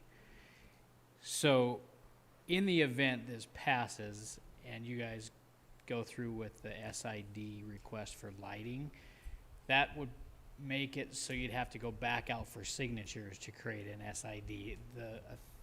The authority wouldn't be in the BID, correct? Is that? I'll ask you that question, Ms. Burns. Commissioner Thanks. Morgan and Director Burns. That's exactly correct, but go ahead. Thank you, Chief Executive Gallagher. Commissioner, Morgan, I'm getting used to saying that again, and you're sitting in the wrong place, just saying, and members of the council. So if we move ahead with implementation of installation of pedestrian lighting in Uptown Butte, there is existing SIDs across the hill that already exist. There's like 12 or 14 of them that are also already in existence that pay for lighting on the Butte Hill right now. So if we are going to implement additional pedestrian lighting into those existing SID districts, we are going to have to figure out how that works with the existing districts, amending those existing districts, or wiping them out and placing a new SID. So that's something that we'll have to work through the legalities of that, but it would not be tied to the BID, to answer your question. It is a separate matter. Thank you, Director Burns. Follow up, Commissioner Morgan, and then we'll go to Commissioner Fortune, and then I'll come back over to Thatcher, and then. Thank you, Mr. It's like ping pong here. Thank you, Mr. Chief Executive. I've been in retirement for 3.5 years, so bear with me for a minute. The payment of this, I have a, Ms. Burns, you might be able to answer this. So we are a tax exempt organization, but we would be assessing taxes on these properties.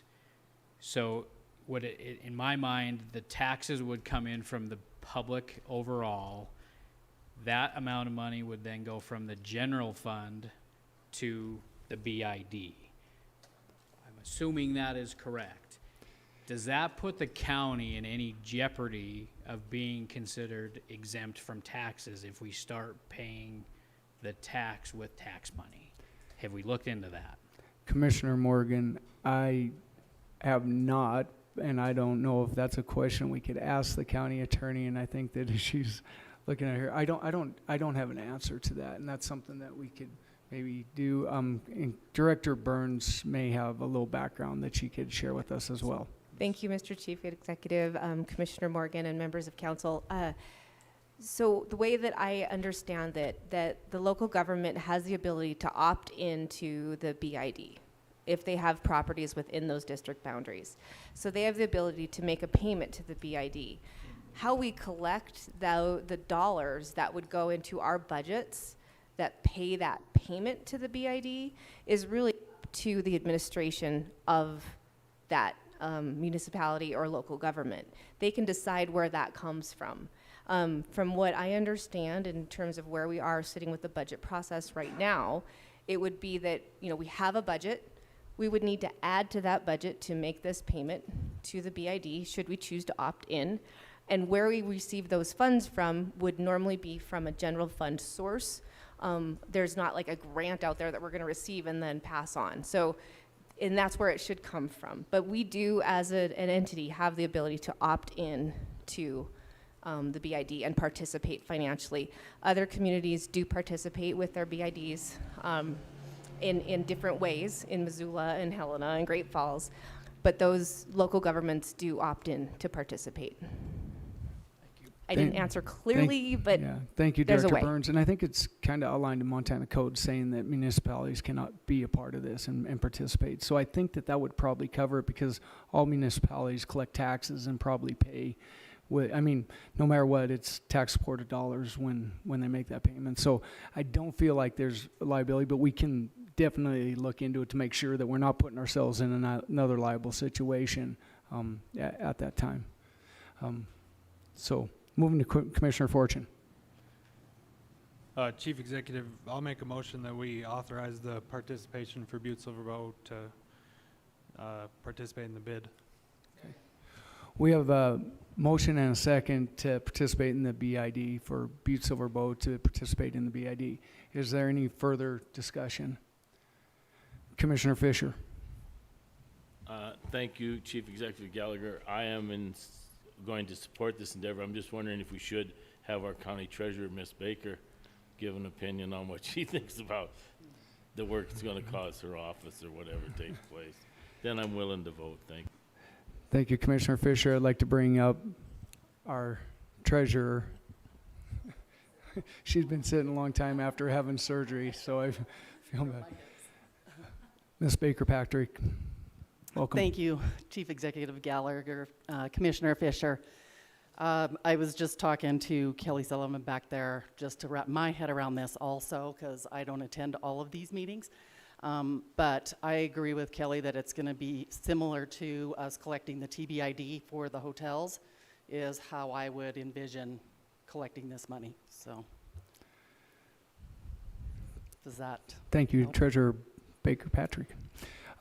So with that, okay, Commissioner Callahan, and then I would like to add a little comment at the end here too. Thank you, Chief Executive Gallagher. First of all, I want to thank everybody that came here tonight in support of this.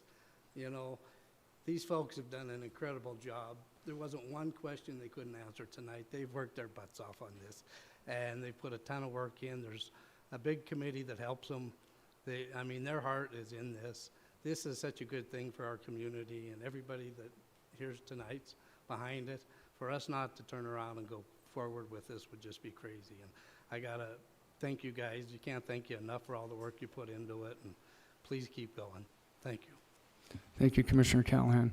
And so I'd like to just make a little bit of a statement, and I asked some of those tough questions to this group as well, and because we got to answer to the taxpayers. How are we going to assess this? What's the impact going to be? Why is Butte-Silver Bow being assessed the rates that they were?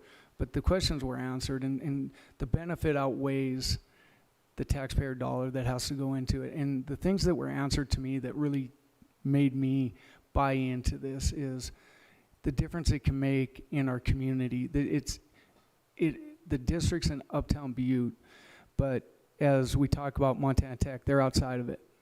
They're outside of the BID. But they're up here and we're talking about it, and people are driving in to go to football games, to different events into our community.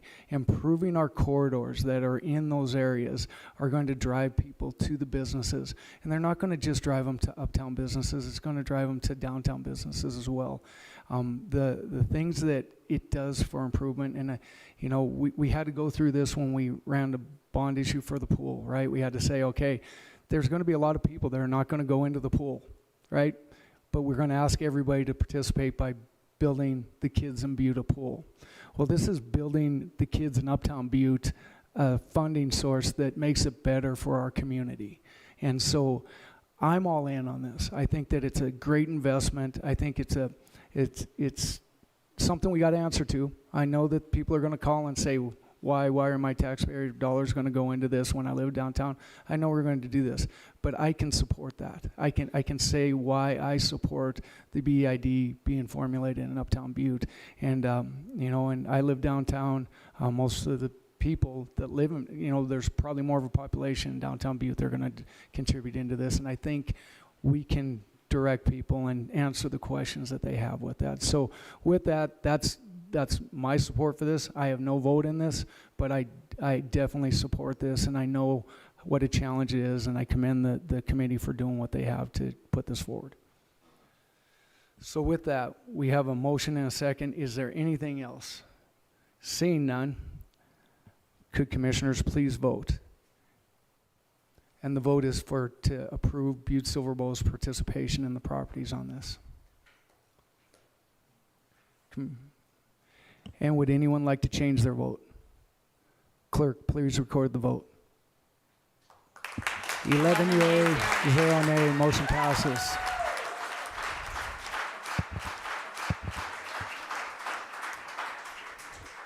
Congratulations, and now good luck on getting the rest of those as well. Thank you. All right, moving on to item number 3, communication number 2024-340, Brian St. Clair, PhD, 4118 Western Boulevard, Butte, Montana, requesting Council of Commissioners to develop and enforce a policy that will reduce water usage in the county while maintaining high standards of appearance and upkeep for new developments.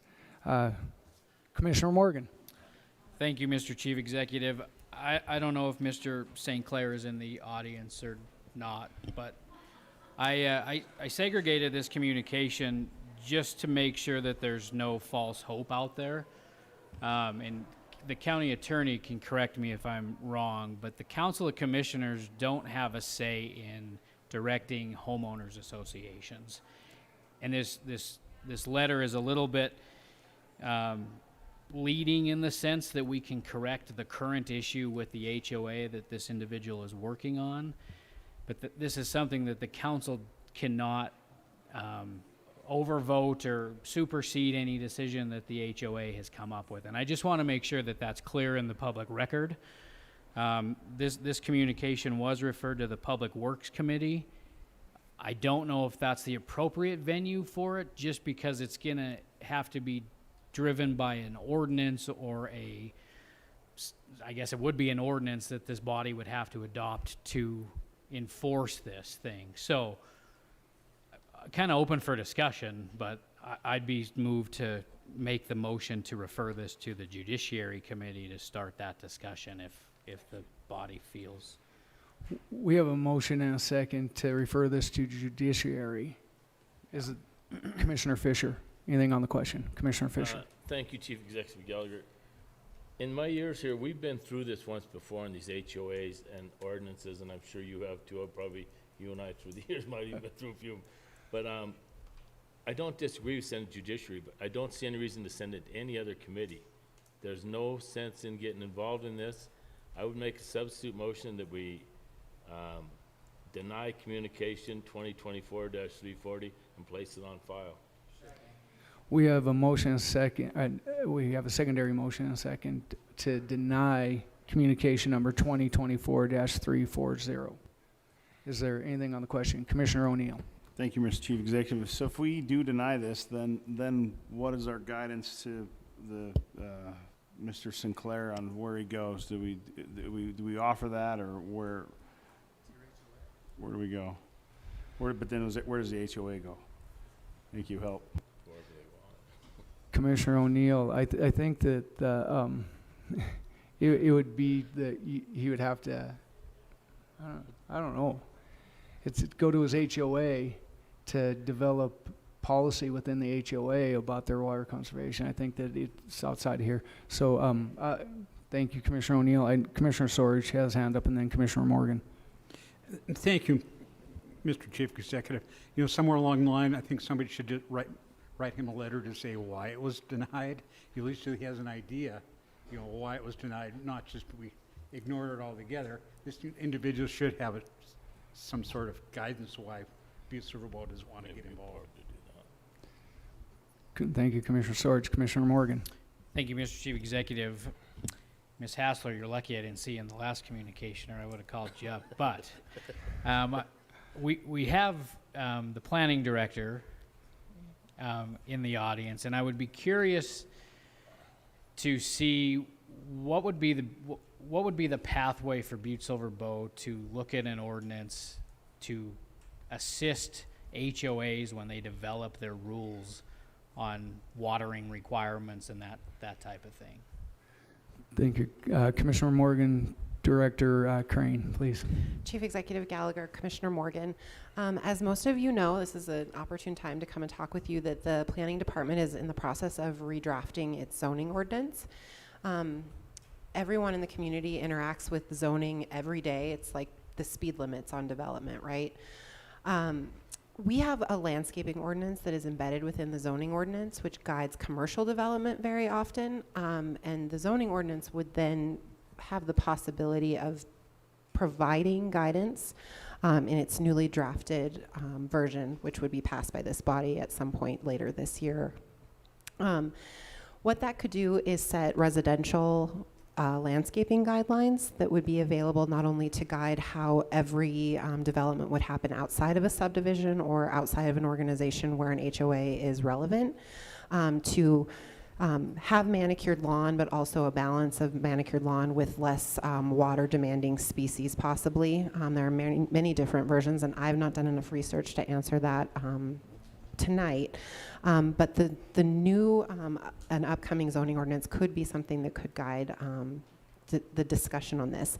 I had reached out to Public Works Director Neary regarding this because I do think that this is a very opportune communication to come before the body as we are facing water restrictions and very dry climate, a really nasty fire season, and also this desire to have well-maintained and manicured neighborhoods. And so we're also monitoring the actions that are being taken in other parts of the state, and especially in the western United States that are dealing with drought, to have that balance struck in their regulatory policies. And so I don't have an immediate conversation for you this evening, but I always would offer the services of the planning department to guide on landscaping design in a way that may work. Typically in the passage of a subdivision, and in the case of this particular subdivision, there's likely a requirement for an HOA to have a board put in place under a certain timeline, and I can offer to do the research to determine what the terms are for the establishment of that HOA and to have a board put in place that could possibly provide some relief for this particular citizen. Thank you, Sorry, Director I know that's a Crane. lot of information, but. Yeah, thank you. Follow up, Commissioner Morgan, and then we'll go to Commissioner Fisher. Just one comment on the question. If we deny this communication, what's the recourse for the individual to do it? By allowing it to go to judiciary, it would be going to a meeting that that person could participate in, and the judiciary committee could then flush out some of the questions that we've been told by our planning director, and then that individual would have the opportunity for input, and then a decision could be made at that point, would be my only comment. Thank you, Commissioner Morgan. Commissioner Fisher. Thank you, Chief Executive. At this time, there is no HOA. This is strictly run by Bill Markovich, as it states in the gentleman's letter. There is no HOA, and I've been out there. I have relatives buying a piece of property in the same place. There are already rock in places where the early stages of the HOA says there should be grass. So I know there's going to be changes in the HOA as they get aboard, but I think we're a little premature right now to try and involve Butte-Silver County in a HOA homeowners association deal with county ordinances, because there's another HOA in my district I'm having trouble with too. One person wants a dumpster, the HOA says no, the health department's been involved.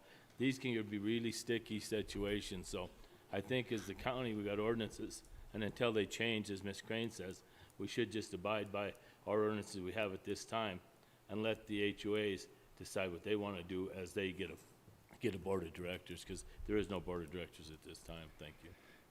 Thank you, Commissioner Fisher. Any other comments? So we have, okay, Commissioner Shea. Thank you, Mr. Chief Executive. There is no ordinance that applies to what he's asking at this time, but he's asking for us to explore whether we can put something in place, and this is how that gets done. Sorry, that's just my comment. Thank you, Commissioner Shea.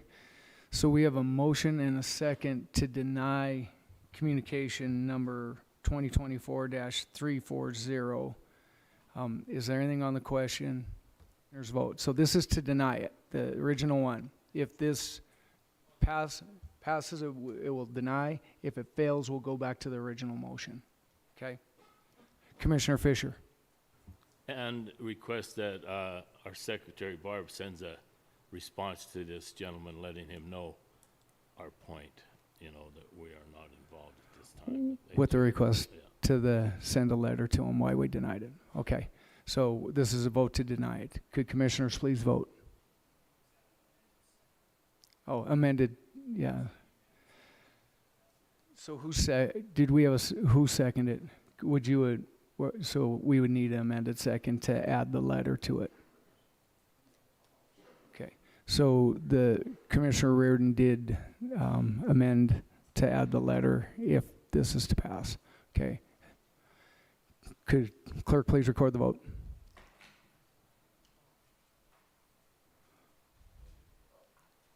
Oh, that is not the vote. Okay, did we vote? I think that came up. Okay, so that confused me. I thought we went to a coup quick. All right. Once it comes up, we'll have commissioners vote to communication number 2024-340, and if that passes, then we will send a letter.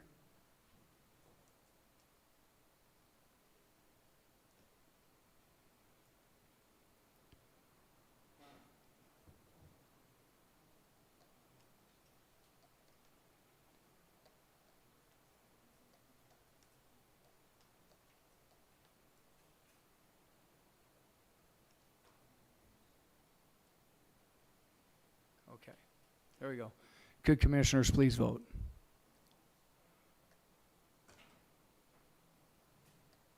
And would anyone like to change their vote? Clerk, please record the vote. 8 yea, 3 nay. 8 yea, 3 nay, motion passes. So Barb, if you could please note and send a letter that was denied. Okay, thank you. Okay, moving on to communication, item number 5, communication number 2024-342. Kate McCourt, Butte-Silver Bow Historic Preservation Officer, requesting Council of Commissioners authorization to have Chief Executive Gallagher sign an amendment for Phase 2 of Basin Creek Caretaker's House Restoration Project. Commissioner Fisher, we're going to hit bingo tonight. Thank you, Chief Executive Gallagher. Everyone knows the reason I segregated this. I mean, I stated many, many times for the last 10, 12 years I've been up here, whatever it is, but I mean, I don't know why we keep feeding notes to this dead horse. It's been kicked around since JP was the park director. I'm not going to make a motion to deny it. I'm going to let somebody else make a motion to concur and place on file, but that gives me the opportunity to vote no. Thank you. Thank you, Commissioner Fisher. Commissioner Reardon.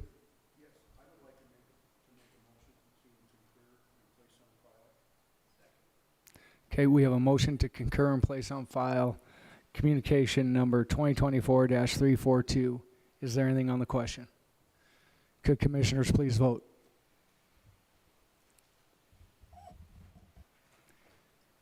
And would anyone like to change their vote? Clerk, please record the vote. 9 yeas, 2 nay. 9 yea, 2 nay, yea, 2 nay, motion passes. Moving on to item number 14, communication number 2024-351, Karen Hausler, Interim Finance and Budget Director, requesting Council of Commissioners to refer the fiscal year 2025 preliminary budget to the Committee of the Whole meeting on Wednesday, July 31st, 2024 for future discussion. Commissioner Reardon. Thank you, Chief Executive Gallagher. The reason I segregated this communication basically was kind of a snafu that we had when we presented, we're going to present and sent the budget to the budget of the whole. At this time, I would like to amend this motion and pass it on. I'll read it, my paperwork here. I would like to make a motion to allocate $500,000 of the ARPA funds directly received by Butte-Silver Bow to Affordable Housing Network for infrastructure work on affordable housing projects. A contract will be entered into the National Affordable Housing Network for exact details and timing of work to be completed. Okay? And I would like then to refer it to the community of whole for discussion on the budget. Chairman Shea has and Chairman Thatcher have the details of why this is on the agenda and what's going on. Okay. So, Second. So you have a motion to Second. add $500,000 to the, is there a second? Second. Second by Commissioner Sorich. Any discussion, Commissioner Shea? Thank you, Mr. Chief Executive. I just want to clarify that you're asking to amend the preliminary budget? That is correct. Okay. And any motion of this magnitude would have to go through the full council anyway, not just the committee. All right, well, So- that's what I was going to do is, Yep. at this time, I would like to refer it to the committee of the whole for discussion on the budget next week. Commissioner Rudin, I think we could accomplish the same thing at the committee of the whole next week. Right, With, right. with the same. You want to do this then, or? So, I mean, I think it could be accomplished that way and not have to do it through this vote, but, I mean, there's a motion and a second. Commissioner Thatcher.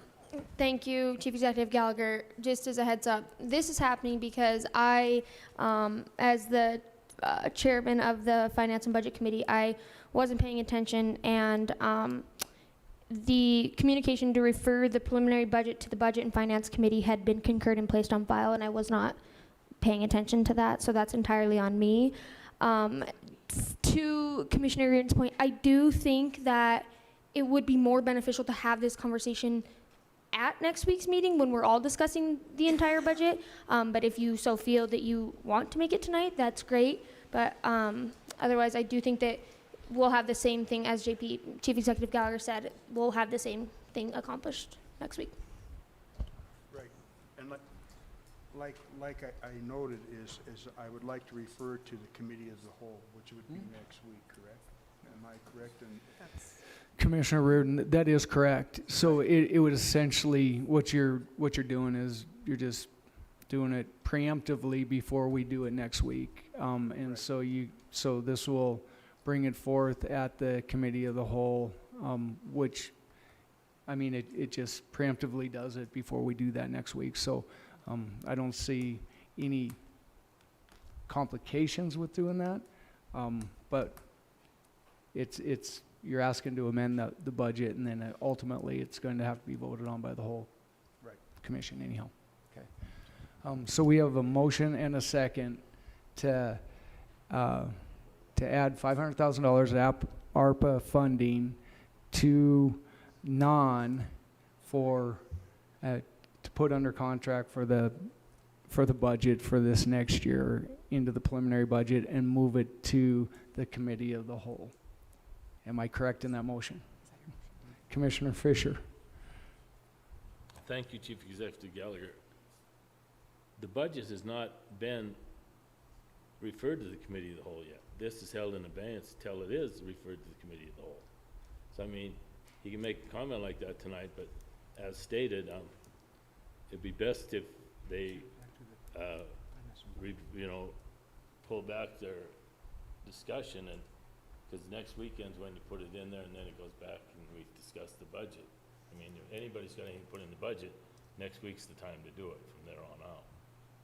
I mean, you can do it, but it's just duplication of duties for one night. I mean, we're not gonna take a vote on it tonight. No. We should take a vote on it tonight. Okay, Commissioner Reardon. I'm just going to put this out here. I know that there were problems before, and I just want to make it as easy as possible to get this to where everybody can discuss it. You know, basically, we know where the money comes from and all that, so if we have to wait till next week or the week after and all that, I just want to make sure that it's out there, because we did have some issues the night that it was referred on up the ladder. So, I'm agreeable to anything, just so we get a discussion on it. Sure. Would you like to withdraw your motion? Okay, that's what I'll do. Okay. At this time, sorry, people, I would like to withdraw this motion, and we can deal with it down. Okay, and Commissioner Withdraw my Sorich. second. Okay, and there's withdraw your second. So now we can move forward with the original motion, or there was an original motion yet. Commissioner Morgan. Thank you, Mr. Chief Executive. Director Hassler, could you just inform this body what the proper procedure would be for us to introduce such item into the budget? Thank you, Commissioner Morgan. Interim Director Hassler. Thank you, Chief Executive Gallagher and Commissioner Morgan. Next week, when the preliminary budget presentation is made, and at that time it goes to the Committee of the Whole to discuss, it could be introduced as an amendment at that time or in any of the weeks up until the budget is adopted as amended. Thank you, Director Hassler. Follow-up, Commissioner Morgan. Quick follow-up. In order for an amendment to be made, it doesn't have to be an official communication. It could be a commissioner asking you to add it as an amendment because the commission would vote on each individual amendment on its own, right? Commissioner Morgan, Director Hassler. Chief Executive Gallagher, Commissioner Morgan. The amendments are brought to council for consideration in a list, at which time they are discussed by the entire council. And at the end, I think that is, when they can determine, we as a group vote on the budget as amended. If you are agreeing to add or omit any of those amendments from the budget as proposed. Okay. Follow-up, Commissioner Morgan. Thank you. I would just make a motion that we hold communication 2024-351 in abeyance. We have a motion and a second to hold communication number 2024-351 and hold it in abeyance. Is there anything else on the question? Could commissioners please vote? And would anyone like to change their vote? Clerk, please record the vote. 11 yea, 0 nay. 11 yeas, 0 nay. Motion passes. Moving on to a communication be read and acted upon. We had a suspension of the rules today, so move on to resolution number 2024-29 is a resolution presented by Zach Osborne, Fire Department, requesting the Council of Commissioners to adopt a resolution 2024-29 giving authorization for Butte-Silver Bow Fire Department to implement Stage 1 fire restrictions within the city and county of Butte-Silver Bow. The resolution also provides for additional authorization to upgrade the restriction level to Stage 2 if deemed necessary. Commissioner Shea. Thank you, Mr. Chief Executive. I move for the suspension of the rules for the purpose of passing resolution number 2024-29 by waiving subsection 7 of Rule 36 of the Rules and Order of Business of the Council of Commissioners, thereby having it considered for advanced passage without reference to the Judiciary Committee. There's a motion and a second to suspend the rules for resolution 2024-29. Is there anything on the question? Could commissioners please vote?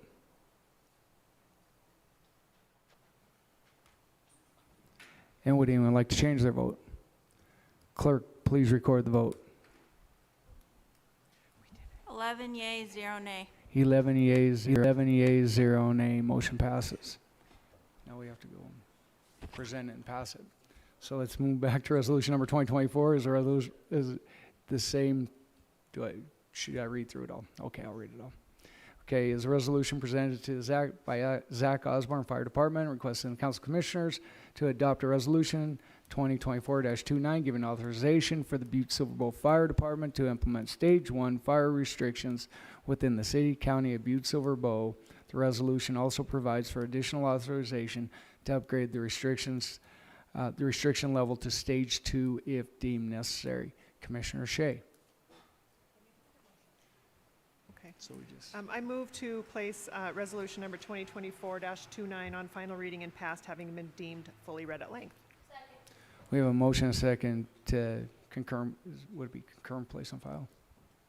So many steps. Yeah, I think all you would need to do is concur and place on file on that. Oh, I placed it on final reading. We already did final reading. Right. It's final reading. So I believe after we did the last motion, then all we would need to do is concur and place on file. Am I correct? Yeah. Oh, We have to okay. place it on final. You're correct. Glad we don't do these all that often. So we have placed resolution number 2024-29 on final reading. Is there anything on the question? Could commissioners please vote? Good job. You did it right. I was confused.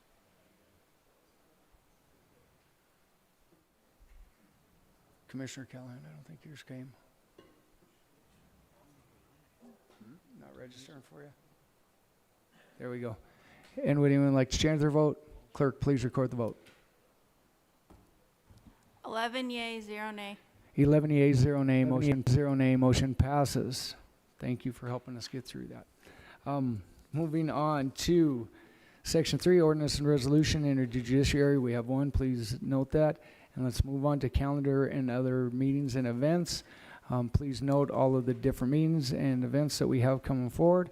And next, I'll move to any public comment on any item not on the agenda tonight. If there's anybody who would like to come forward, state their name, address, and what you would like to talk to us about, please come forward.